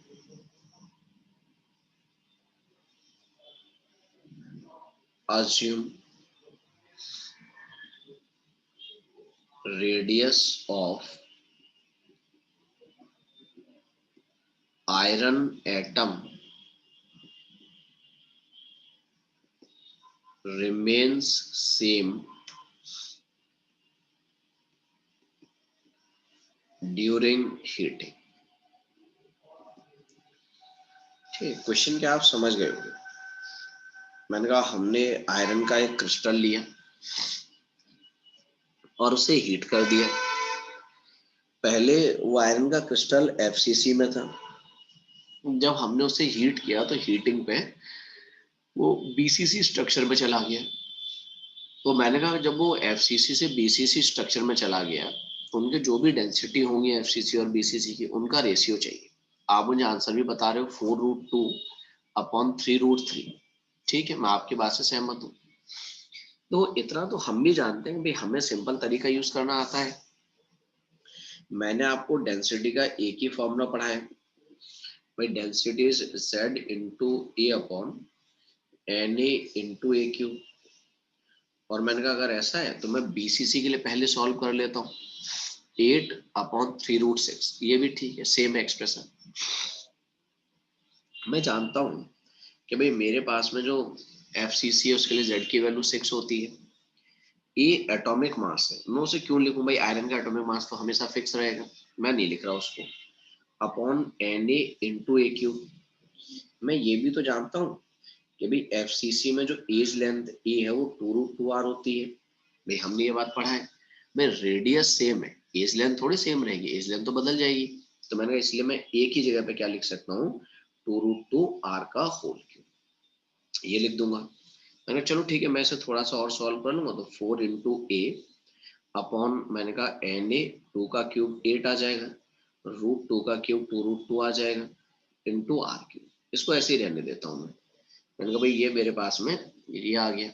या मान लो और सॉल्व करने का मन है, आप जानते हो 4 से 2 टाइम्स चला जाएगा, तो मैंने कहा ये कितना आ जाएगा मेरे पास में, A अपॉन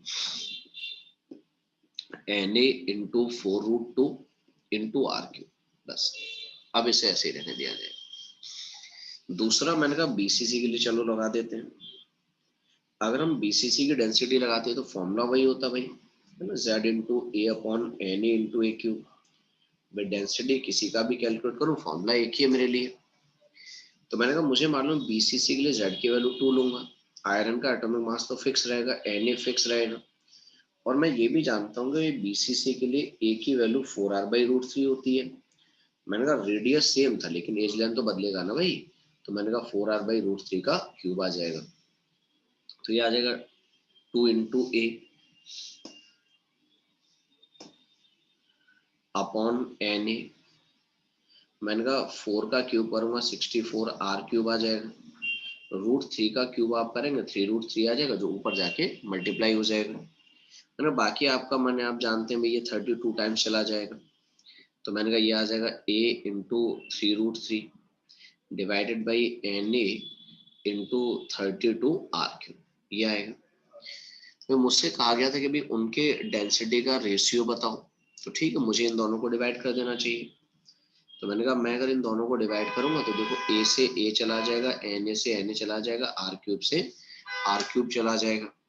तो मेरे पास में कुछ ऐसा आ जाएगा, density of FCC upon density of BCC। तो मैंने कहा वहां से ऊपर से मिलेगा मुझे 1/4√2 और मैंने कहा नीचे से मिलेगा मुझे 3√3 डिवाइडेड बाई 32, यही मिलेगा। मुझे मालूम है सबसे नीचे वाला सबसे ऊपर मल्टीप्लाई होगा, बीच वाले आपस में मल्टीप्लाई होंगे। तो ये आ जाएगा 32/4√2 इंटू 3√3। 4 से ये 8 टाइम चला जाएगा, तो मैंने कहा ये कितना आ जाएगा 8/3√6। ठीक, एक तो ये आंसर हो जाएगा, इसका कोई दिक्कत नहीं है। अगर मैंने कहा ये आंसर लिखा है, आप ये टिक कर सकते हो ऑप्शन अगर ये है। मैंने कहा बाकी हो सकता है कि इसको थोड़ा बहुत और सॉल्व कर लिया जाए। तो मैंने कहा अगर इसे और सॉल्व करते हम, तो बेसिकली ये था भाई 8 अपॉन, मैंने कहा हमारे पास में 3 इंटू √2 इंटू √3 था। मैं एक काम करता, इसको √2 से मल्टीप्लाई कर लेता, √2 से डिवाइड कर लेता। तो मैंने कहा ये √2 इंटू √2 तो 2 हो जाता, और वो 2 इसको मैं कैंसिल कर देता 4 टाइम्स। तो मैंने कहा यही एक्सप्रेशन क्या आ जाता, 4√2 अपॉन 3√3 आ जाता। ठीक है, तो मैंने कहा वो हम ऑप्शन देख लेंगे भाई, वो तो डिपेंड करता है कि हमें ऑप्शन कैसे दे रखे हैं, उस हिसाब से हम टिक कर देंगे। तो ये मैंने कहा जब ये अभी आया था 2017-18 के एग्जाम में, तो मेरे हिसाब से शायद ये वाला ऑप्शन दिया था उन्होंने। तो खैर वो तो जैसा ऑप्शन दिया जाएगा वैसा सॉल्व कर लेंगे, कोई ऐसी मतलब समस्या वाली बात हमारी जिंदगी में है नहीं कि हम बता नहीं पाएंगे। ठीक है, चलो अगला एक और आसान सा क्वेश्चन लिखते हैं भाई। क्वेश्चन है find density of FCC unit cell made up of lithium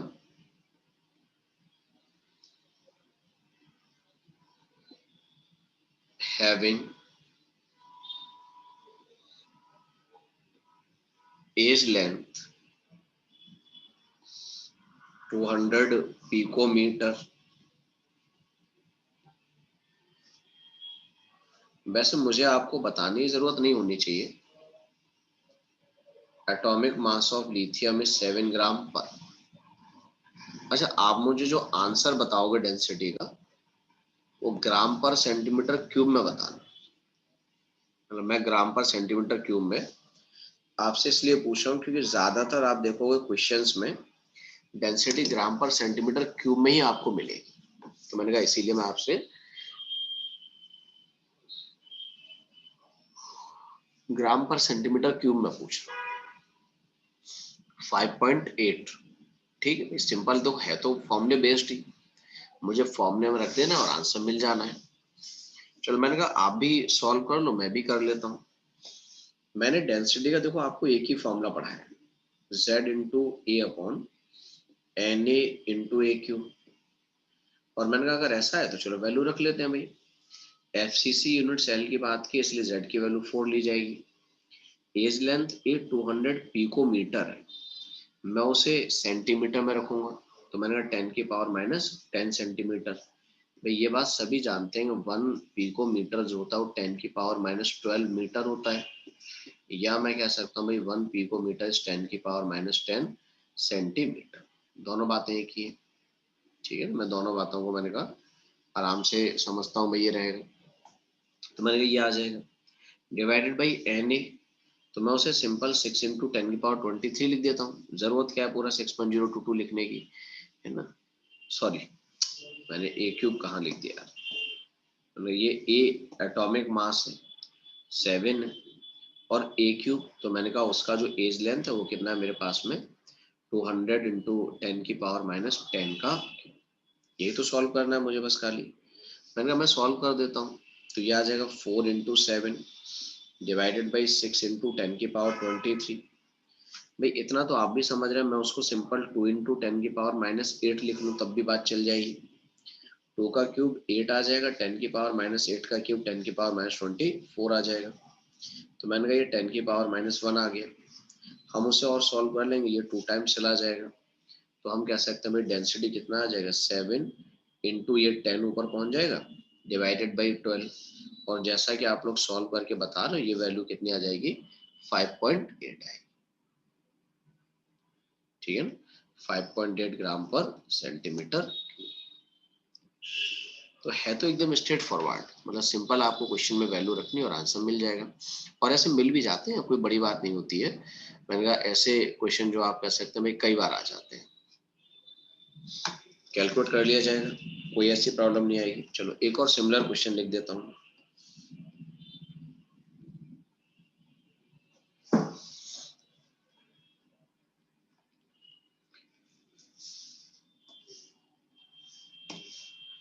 question है कि an element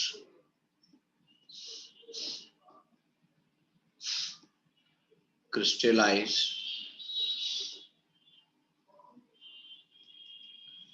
in FCC structure,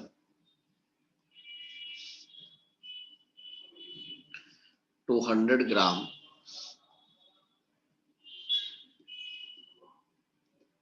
of this element has 4.12 and 10 की power 24 atoms.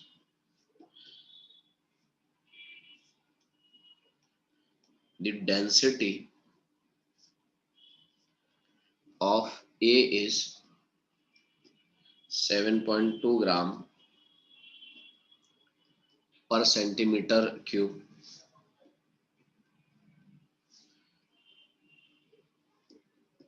Then find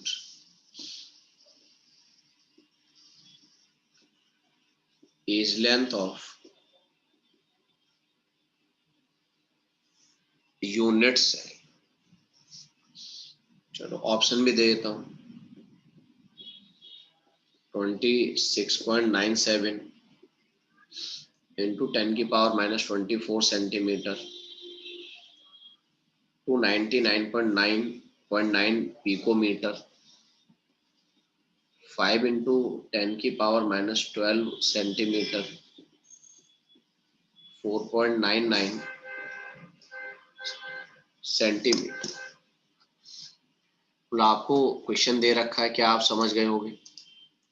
मतलब डेंसिटी दे रखी है और बाकी की इंफॉर्मेशन दे दी है आपको. तो मुझे जानना है कि भाई हमारे पास में जो भी ठीक है एलिमेंट है उसका एज लेंथ क्या होगा, वो मुझे बता. मैं आपसे उम्मीद करता हूँ कि शायद आप मुझे बताओगे.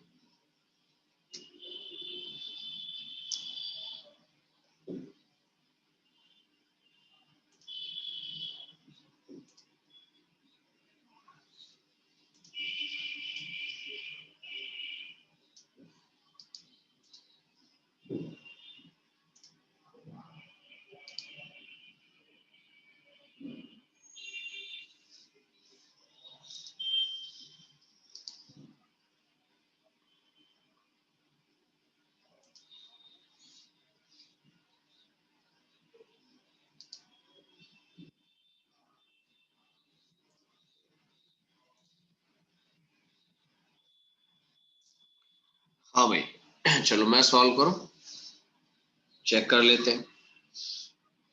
तो सबसे पहली बात तो ये है कि आपको क्वेश्चन में डायरेक्टली जो आप कह सकते हैं भाई एटॉमिक मास नहीं दिया है, तो पहले वो कैलकुलेट किया जाए. हमें क्रिस्टल का वेट दे रखा है 200 ग्राम. और ये दे रखा है कि भाई 200 ग्राम में उसके एटम्स कितने हैं, तो मैंने कहा 4.12 इंटू 10⁻24 एटम्स है, तो ठीक आंसर बी आ जाएगा। मैं एक बार 200 ग्राम से मोल कैलकुलेट करता तो मैं जानता हूँ वेट अपॉन एटॉमिक वेट निकालता, और मैं अगर एक बार नंबर वाले फॉर्मूले से मोल कैलकुलेट करता तो मैंने कहा 4.12 इंटू 10⁻24 है अपॉन अवोगाड्रो नंबर 6 इंटू 10⁻23। भाई इतना तो मैं भी जानता हूँ भाई मेरे पास में क्या होगा, मेरे पास में कहानी होगी कि भाई दोनों के मोल तो बराबर ही रहेंगे, मैं किसी भी तरीके से निकालूं ये आ जाएगा। मैंने कहा मैं से अगर इसे सॉल्व करने की कोशिश करूं तो मैं कह दूंगा भाई यहाँ से एटॉमिक मास कितना आ जाता, 20 सिक्के 120, तो मैंने कहा 120 अपॉन 4.12 आ जाता, तो यही तो आता। तो मैंने कहा ये हमारे पास में, या मान लो उससे हम और ज्यादा सॉल्व करते तो मैंने कहा वो 29.12 आ जाता ग्राम पर, ये मिल गया मुझे भाई।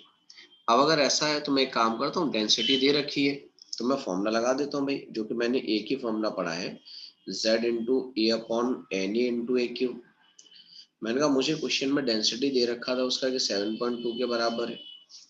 Z मैंने कहा मुझे FCC स्ट्रक्चर क्वेश्चन में दिया कि भाई FCC स्ट्रक्चर क्रिस्टलाइज करेगा तो 4 ले लूंगा। ए मैंने अभी कैलकुलेट कर लिया 29.12 आ जाएगा, डिवाइडेड बाई एन ए मैं जानता हूँ 6 इंटू 10⁻23 है इंटू ए क्यूब, तो मुझे यहाँ से ए क्यूब की वैल्यू लिखनी है, तो मैंने कहा ए क्यूब कितना आ जाएगा 4 इंटू 29.12, ठीक है ना, डिवाइडेड बाई 6 इंटू 10⁻23 इंटू 7.2 ये आ जाएगा। मैंने कहा हम इसे सॉल्व करेंगे तो ये वैल्यू आ जाएगी 2.69 इंटू 10⁻−23, ये आ गया। मैं एक काम करता हूँ क्यूब रूट लेना है इसलिए मैं उसको 24 में ले जाता हूँ, तो मैं कह दूंगा ए क्यूब इज 26.9 इंटू 10⁻−24। भाई इससे अप्रोक्सीमेटली 27 लिख लूँ तो चल जाएगा, और मैंने कहा अगर मैंने 27 लिख लिया तो क्यूब रूट ले लूंगा, तो 27 का क्यूब रूट 3 हो गया, और इसका क्यूब रूट मैंने कहा 10⁻−8 आ गया। अब ये भी समझते हैं भाई हमारे पास में कि भाई हम जो कैलकुलेशन कर रहे हैं वो ग्राम पर सेंटीमीटर क्यूब में, एज लेंथ सेंटीमीटर क्यूब में आ गया। मैंने इन सेंटीमीटर क्यूब ये आ जाएगा आपके पास में, उसे आप पिकोमीटर में कहोगे तो मैंने कहा वो ऑलमोस्ट कितना हुआ 300 पिकोमीटर, तो हम उस हिसाब से कह सकते हैं भाई हमारे लिए आंसर क्या होगा 299.9। ठीक है ना, भाई थोड़ा बहुत अप्रोक्सीमेशन तो चल ही जाएगा, ऐसा भी नहीं कि एकदम अप्रोक्सीमेशन नहीं चलेगा, थोड़ा बहुत तो चल सकता था। अगला क्वेश्चन नोट करो, an element having density 6.8 gram per centimetre cube occurs in BCC structure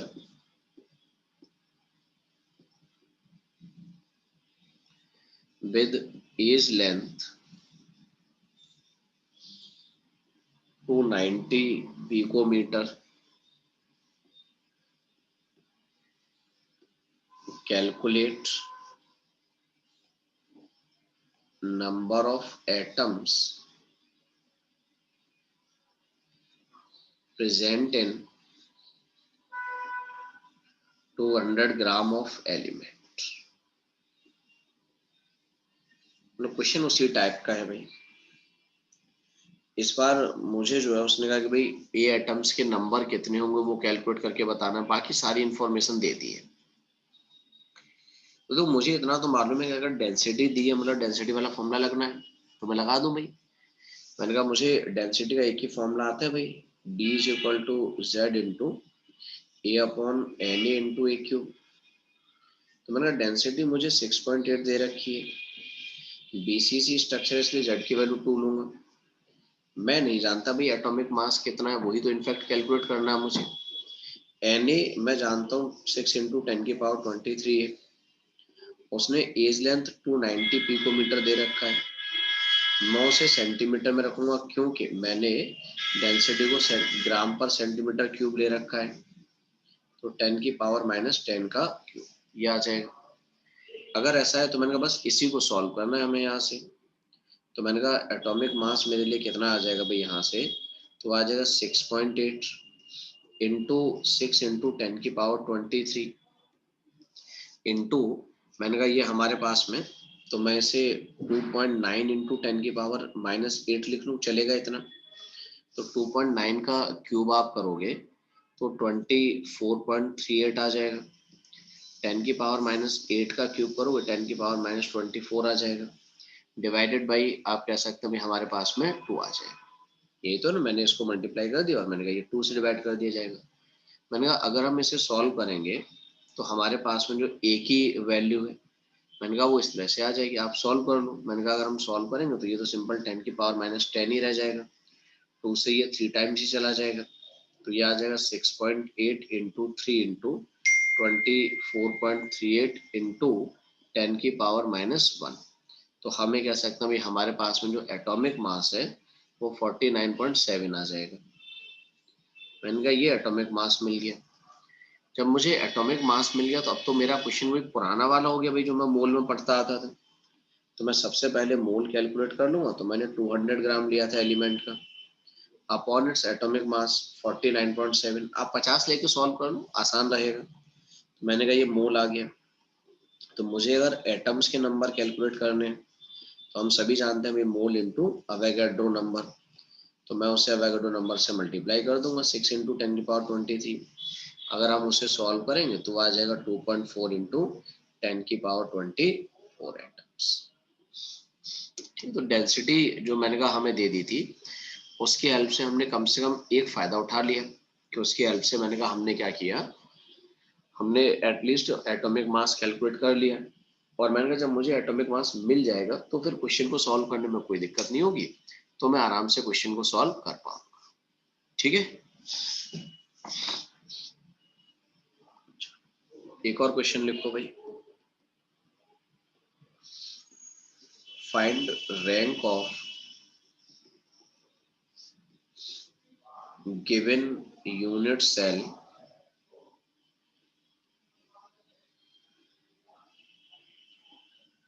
having edge length तो मैं बताऊं, having density 10 gram per centimetre cube and atomic mass of element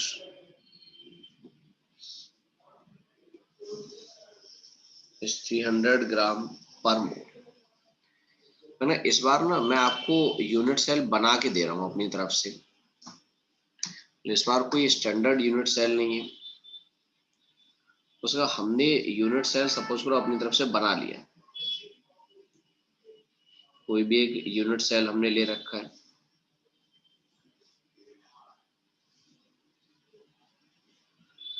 मैंने इसमें ये मुझे बता दे कि इसका जो डायमेंशन है, तो एक ये 5 एंगस्ट्रॉन है, दूसरा भी 5 एंगस्ट्रॉन है, और मैंने कहा तीसरा जो डायमेंशन है वो 8 एंगस्ट्रॉन। तो इस तरह का यूनिट सेल है। मतलब इस बार ये तो देख ही रहे हैं कि भाई क्यूबिक यूनिट सेल नहीं है हमारे लिए, ये तो तय है। और मैंने कहा क्यूबिक नहीं है तो कोई बात नहीं है भाई, जो हमें जिस तरह का यूनिट सेल दे रखा है हम उस हिसाब से क्वेश्चन को सॉल्व कर सकते हैं, और मैंने कहा उसके बेसिस पर हम सॉल्व करके बता देंगे। तो एक काम करते हैं, तो इस बार हम ना वॉल्यूम को अलग से कैलकुलेट कर लेते हैं। तो मैं अगर volume of unit cell calculate करूं, जो कि मुझे अलग से करना ही पड़ेगा, तो मैंने कहा 5 एंगस्ट्रॉन है भाई, LBH कर दूंगा भाई, लेंथ ब्रेड्थ इनटू हाइट कर दूंगा भाई। इस बार में 5 एंगस्ट्रॉन है, मैं उसे सेंटीमीटर में रखूंगा। दूसरी लेंथ भी मैंने कहा 5 एंगस्ट्रॉन है, मैं उसे सेंटीमीटर में रखूंगा। तीसरा भी 5 एंगस्ट्रॉन है, मैं उसे सेंटीमीटर में रखूंगा। तो मैंने कहा ये मेरे लिए कितना आ जाएगा, 200 इंटू 10⁻24 सेंटीमीटर क्यूब। ये मुझे मिल गया भाई हमारे पास में वॉल्यूम कितना है। अब हम अपने डेंसिटी वाला फॉर्मूला लगा देते हैं कि density is equal to Z into A upon N A into a cube. और हम ये जानते हैं भाई यहाँ पे ये जो ए क्यूब था ये किस चीज को रिप्रेजेंट करता है, वॉल्यूम ऑफ यूनिट सेल को तो रिप्रेजेंट करता है। वो अलग बात है कि पहले क्यूबिक यूनिट सेल था इसलिए डायरेक्टली काम चल जाता। हाँ भाई ठीक है, आंसर 4 आ जाएगा बिल्कुल। तो मैंने कहा डेंसिटी 10 दे रखा है, Z मैं नहीं जानता, A की वैल्यू 300 दे रखी है, Na वही 6 इंटू 10 की पावर 23 लेना है, और वॉल्यूम हमने अलग से कैलकुलेट किया था 200 इंटू 10 की पावर -24 था।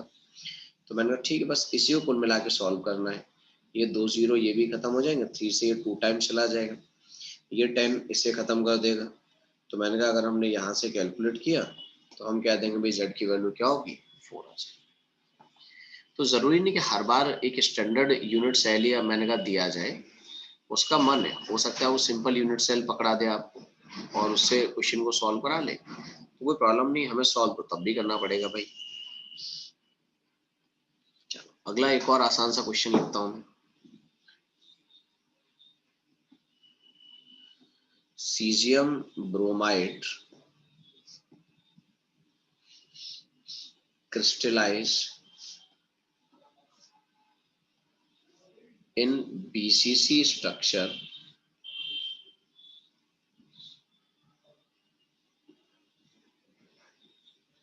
having edge length 200 picometer,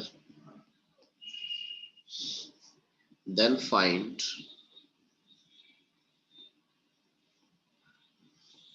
density of a unit cell। मैंने फिर से मुझे कहा गया कि भाई सीजियम ब्रोमाइड ले रखा है मैंने, और उसे मैं बीसीसी में क्रिस्टलाइज कराने की बात कर रहा हूँ, जिसका ठीक है एज लेंथ 200 पिकोमीटर है, तो डेंसिटी बता दूं भाई। डेंसिटी का फॉर्मूला तो एक ही होता है, Z into A upon N A into a cube, put कर दें। तो वैसे मैं जानता हूँ बीसीसी के लिए Z की वैल्यू 2 लेनी होती है, लेकिन आपने ये भी पढ़ा है कि भाई सीजियम ब्रोमाइड अगर होता है तो Z की वैल्यू 1 होती है, मतलब किसी भी कंपाउंड के लिए Z की वैल्यू 1 लेनी होती है, ठीक है। एटम के लिए 2 लेनी होती है, और मॉलिक्यूलर मैंने कहा किसी कंपाउंड के लिए 1 लेनी होती है। बाकी एटॉमिक मास हम चेक करेंगे तो 213 है, Na मैंने कहा 6 इंटू 10 की पावर 23 है, एज लेंथ 200 पिकोमीटर है, मैं उसे सेंटीमीटर में रखूंगा, का क्यूब है, बस यही तो सॉल्व करना है। मैंने कहा इतना तो आप खैर कर ही लोगे, इतना पढ़े लिखे तो आपको, ये जैसे कि आप सॉल्व करके बता रहे हो, ये वैल्यू 44.37 आ जा रही है, तो मैंने कहा हम क्या देंगे भाई, उसका डेंसिटी 44.37 ग्राम पर सीसी आ जाएगा। तो बस मेन कहानी जो मुझे समझानी थी वो यही थी कि यहाँ Z की वैल्यू अगर आपने 2 ले ली होती तो आपका आंसर डबल आ गया होता, जबकि मैंने कहा किसी कंपाउंड के लिए बीसीसी में Z की वैल्यू 1 होती है, इसीलिए मैंने कहा हम Z की वैल्यू 1 ही लेके सॉल्व करेंगे तो आंसर आएगा। क्यों होती है ये मैं एक्सप्लेन करूंगा, अभी मैंने एक्सप्लेन नहीं किया है किसी को। okay? अगला एक और क्वेश्चन लिख लेते हैं, चलो। A crystalline solid AB adopts sodium chloride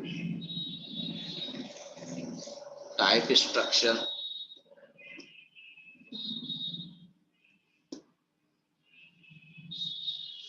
with edge length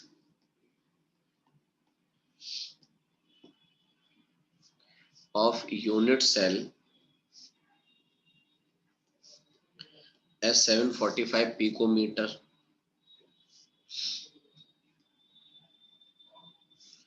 and formula mass of 74.5 AMU,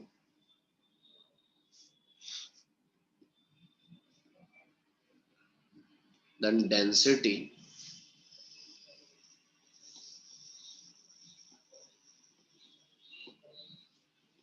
of crystalline compound is, हाँ कंपाउंड के लिए 1 होती है, कंपाउंड के लिए हमेशा 1 होती है, 2.16 ग्राम पर सीसी,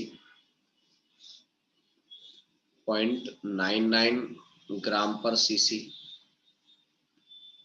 1.88 ग्राम पर सीसी,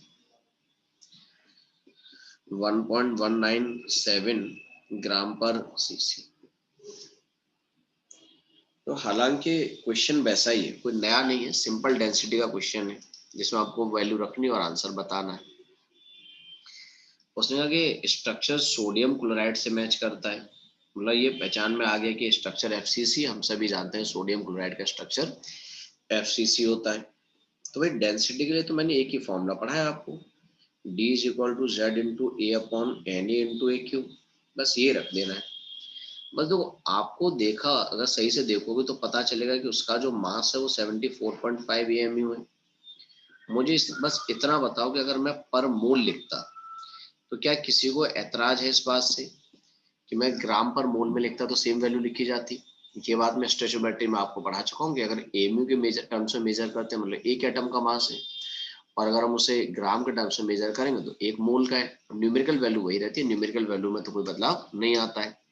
तो बस आपको ना इसको लेकर डराएगा, वो आपसे कहेगा कि भाई हमारे पास में मास इतना एएमयू है, तो परेशान नहीं होना है, उसका कोई कन्वर्जन मत कर देना। अगर पर मोल में हम रखेंगे तो वही सेम आ जाएगा। अब कैलकुलेट कर देंगे। मैंने कहा डेंसिटी कितनी आ जाएगी हमारे पास में, तो Z की वैल्यू हम जानते हैं हमारे लिए कितनी है, तो मैंने कहा FCC इसलिए 4 है, A 74.5 है, Na वही 6 इंटू 10⁻23 है, और मैंने कहा 745 पिकोमीटर, उसे मैं सेंटीमीटर में रखूंगा भाई, का क्यूब है। बस ये कुल मिला के मुझे सॉल्व करना होगा। तो मैंने कहा अगर मैं इसे सॉल्व कर लूंगा तो ये आ जाएगा 4 इंटू 74.5 डिवाइडेड बाई 6 इंटू 10⁻23। मैंने कहा बाकी मैं अगर सॉल्व करूंगा तो 7.45 ले लेता हूँ मैं इसको, तो मैंने कहा वो कितना है 413.49 इंटू 10⁻24 ये आएगा। मतलब कैलकुलेशन आप आराम से कर लेना, घर पर बैठे हो तो इतना कर ही सकते हो। और मैंने कहा अगर हम इसे कैलकुलेट करेंगे तो ये वैल्यू 1.2 आ जानी चाहिए, ठीक है ना। अगर मैंने कहा 1.2 आ गया तो हम कह सकते हैं भाई उसका डेंसिटी कितना आ जाएगा 1.19, वो कोई दिक्कत नहीं है, वो तो आप कैलकुलेशन कर लोगे, जैसे भी कैलकुलेशन से आंसर आएगा वही एक्सेप्टेबल होता है। तो आप ये देख रहे हो कि हमें डेंसिटी वाले में ये काम करने को मिल जाता है कि भाई हमें डेंसिटी कैलकुलेट करनी पड़ती है तो हम कैलकुलेट कर देंगे।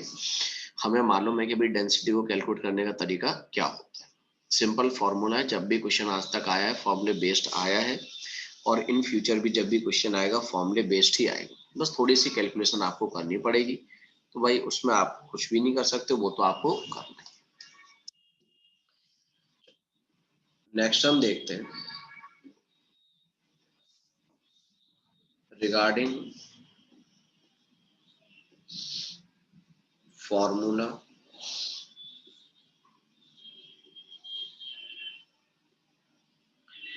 Of a compound. मैंने देखो हम आज से पहले नो डाउट हर सॉलिड का एक फॉर्मूला लिखते आए हैं, तो मैंने कहा आज भी हम यही काम करने जा रहे हैं कि भाई किसी भी सॉलिड का अगर हमें फॉर्मूला लिखना हो तो फॉर्मूला लिखने का तरीका होता क्या है, मैंने कहा ये हम देखने जा रहे हैं। तो मैं आपसे ये कह सकता हूँ कि किसी भी सॉलिड का जो फॉर्मूला है वो AXB/, है ठीक है ना, जहां पे मैं कह दूंगा भाई X किस चीज को रिप्रेजेंट करेगा, X represent number of A atoms, number of A atoms in one unit cell, एक यूनिट सेल में जो भी A के नंबर होंगे। By represent number of B atoms in one unit cell. मैंने कहा बाई किस चीज को रिप्रेजेंट करेगा कि एक यूनिट सेल में बाई के कितने नंबर होंगे। और प्लस मैं ये भी जानता हूँ भाई जो भी फॉर्मूले में एक्स और बाई लिखूंगा ये मेरे लिए क्या होना चाहिए, मिनिमम इंटीजर वैल्यू चाहिए मुझे, ठीक है ना। तो ये बहुत सिंपल सी बात है। तो हम क्या करेंगे, जब भी किसी सॉलिड का फॉर्मूला लिखा करेंगे तो हम देख लिया करेंगे भाई वो सॉलिड किससे मिलके बना है, और मैंने कहा वो सॉलिड जिससे भी मिलके बना है उसके नंबर पता कर लेंगे एक यूनिट सेल में कितने हैं, और मैंने कहा एक यूनिट सेल में अगर नंबर मिल जाएंगे तो हम आगे की कहानी सॉल्व कर लेंगे। जैसे मैं आपको एक क्वेश्चन करा देता हूँ। मेरा कहना आपसे ये था कि भाई हमारे पास में कोई भी एक कंपाउंड एक सॉलिड है, जो मैंने कहा दो टाइप के कंपाउंड एलिमेंट से मिलके बना है ए और बी से। मेरा आपसे कहना था कि भाई ए वाले जो है वो कॉर्नर पे प्रेजेंट है और बी वाले जो है वो बॉडी सेंटर पे पाए जाते हैं। तो मुझे बताया जाए उस कंपाउंड का फॉर्मूला क्या होगा। और निहायत ही आसान बात है, ए बी होगा, सभी जानते हैं। फिर मैंने कहा अगर ए कॉर्नर पे है तो मैं जानता हूँ कॉर्नर पे 8 होते हैं और हर कॉर्नर एटम का कंट्रीब्यूशन 1/8 होता है। बी बॉडी सेंटर पे है तो बॉडी में 1 होता है और हर बॉडी एटम का कंट्रीब्यूशन 1 होता है। तो मैंने कहा वो क्या सिंपल ए का नंबर भी 1 है और बी का नंबर भी 1 है, तो 1 ना भी लिखूं तो दिक्कत नहीं है, सिंपल ए बी लिख दूंगा। मैंने कहता वही मेरे लिए आंसर हो जाएगा। ऐसे ही मैं आपसे कहता भाई ए जो है वो कॉर्नर पे है और मैंने कहा बी जो है वो फेस के सेंटर पे है। और जब तक मुझे ये नहीं बताया जाएगा कि भाई कहाँ कहाँ पे है तब तक मैं सब जगह मानूंगा, मतलब 8 कॉर्नर पे मानूंगा और 6 फेस सेंटर पे मानूंगा। तो मुझे बताओ भाई फॉर्मूला क्या होगा। तो मैंने कहा ए कॉर्नर पे इसलिए 8 × 1/8 हो गया। बी फेस सेंटर पे भाई 6 फेस होते हैं और हर फेस एटम का कंट्रीब्यूशन 1/2 होता है। तो मैंने कहा अगर मैं उसकी बात करूंगा तो मैं कह दूंगा भाई क्या हो जाएगा ए बी 3 आ जाएगा। ठीक है ना, कोई दिक्कत नहीं, बहुत आसान बात है। मेरा आपसे कहना था कि भाई ए जो है वो कॉर्नर प्लस फेस सेंटर पे है, बी जो है वो body centre plus edge centre पे है। तो मुझे बताया जाए भाई कंपाउंड का फॉर्मूला क्या होगा।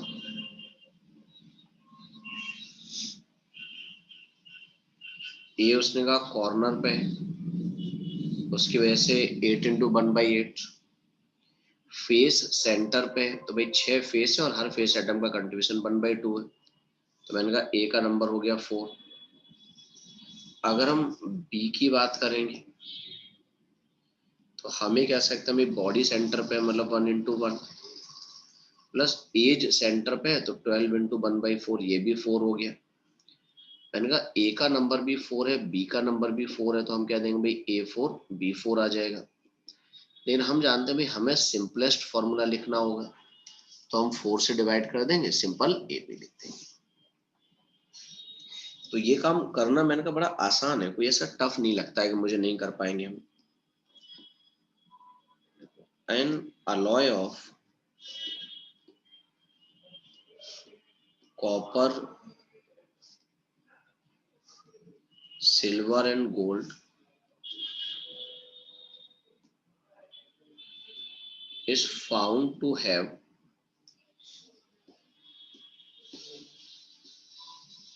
copper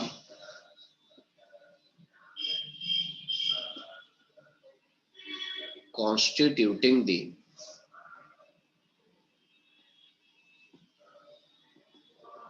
FCC lattice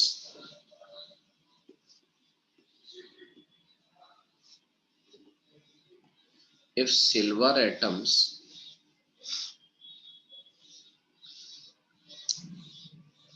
occupy the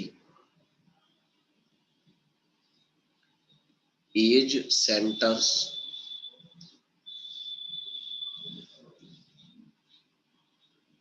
and gold is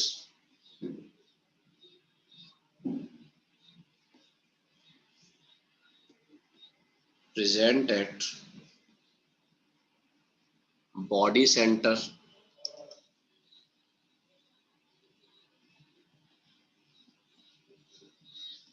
then find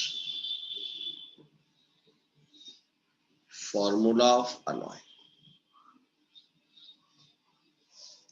निहायत ही आसान है, मैंने कहा बहुत आसान है, कोई दिक्कत नहीं है किसी को भी।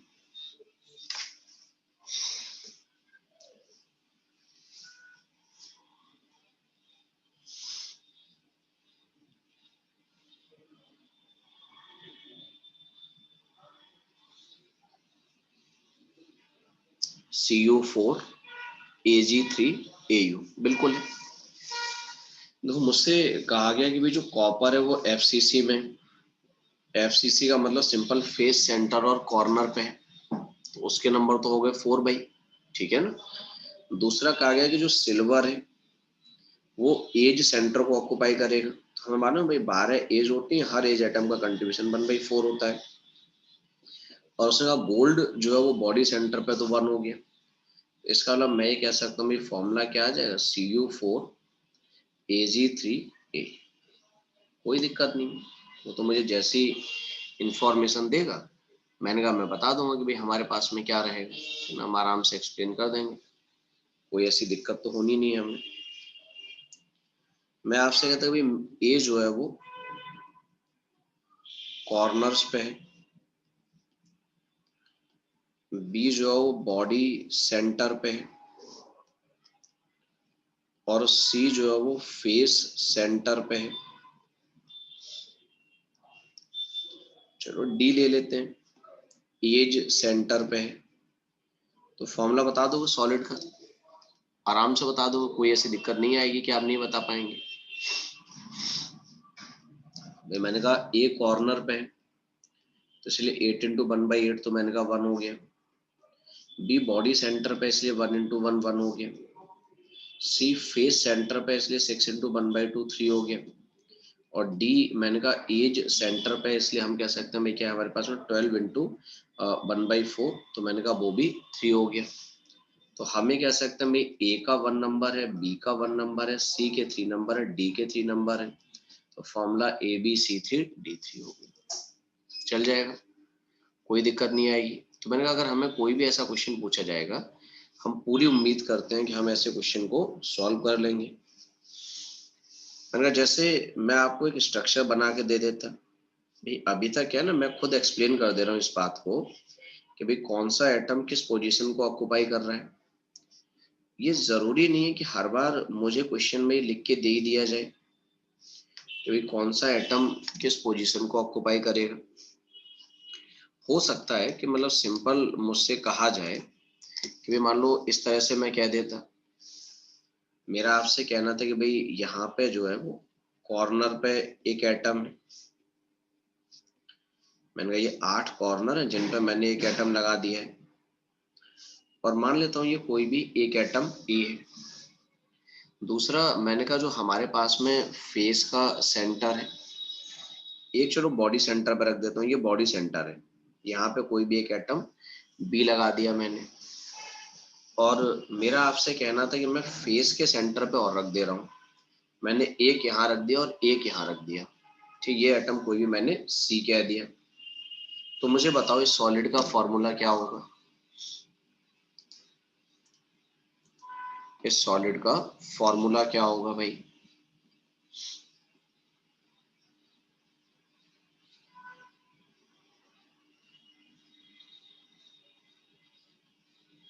ABC, बिल्कुल भाई, मैं आपकी बात से पूर्णतः सहमत हूँ, एकदम फुली सहमति है आपकी बात से कि फॉर्मूला ABC होगा।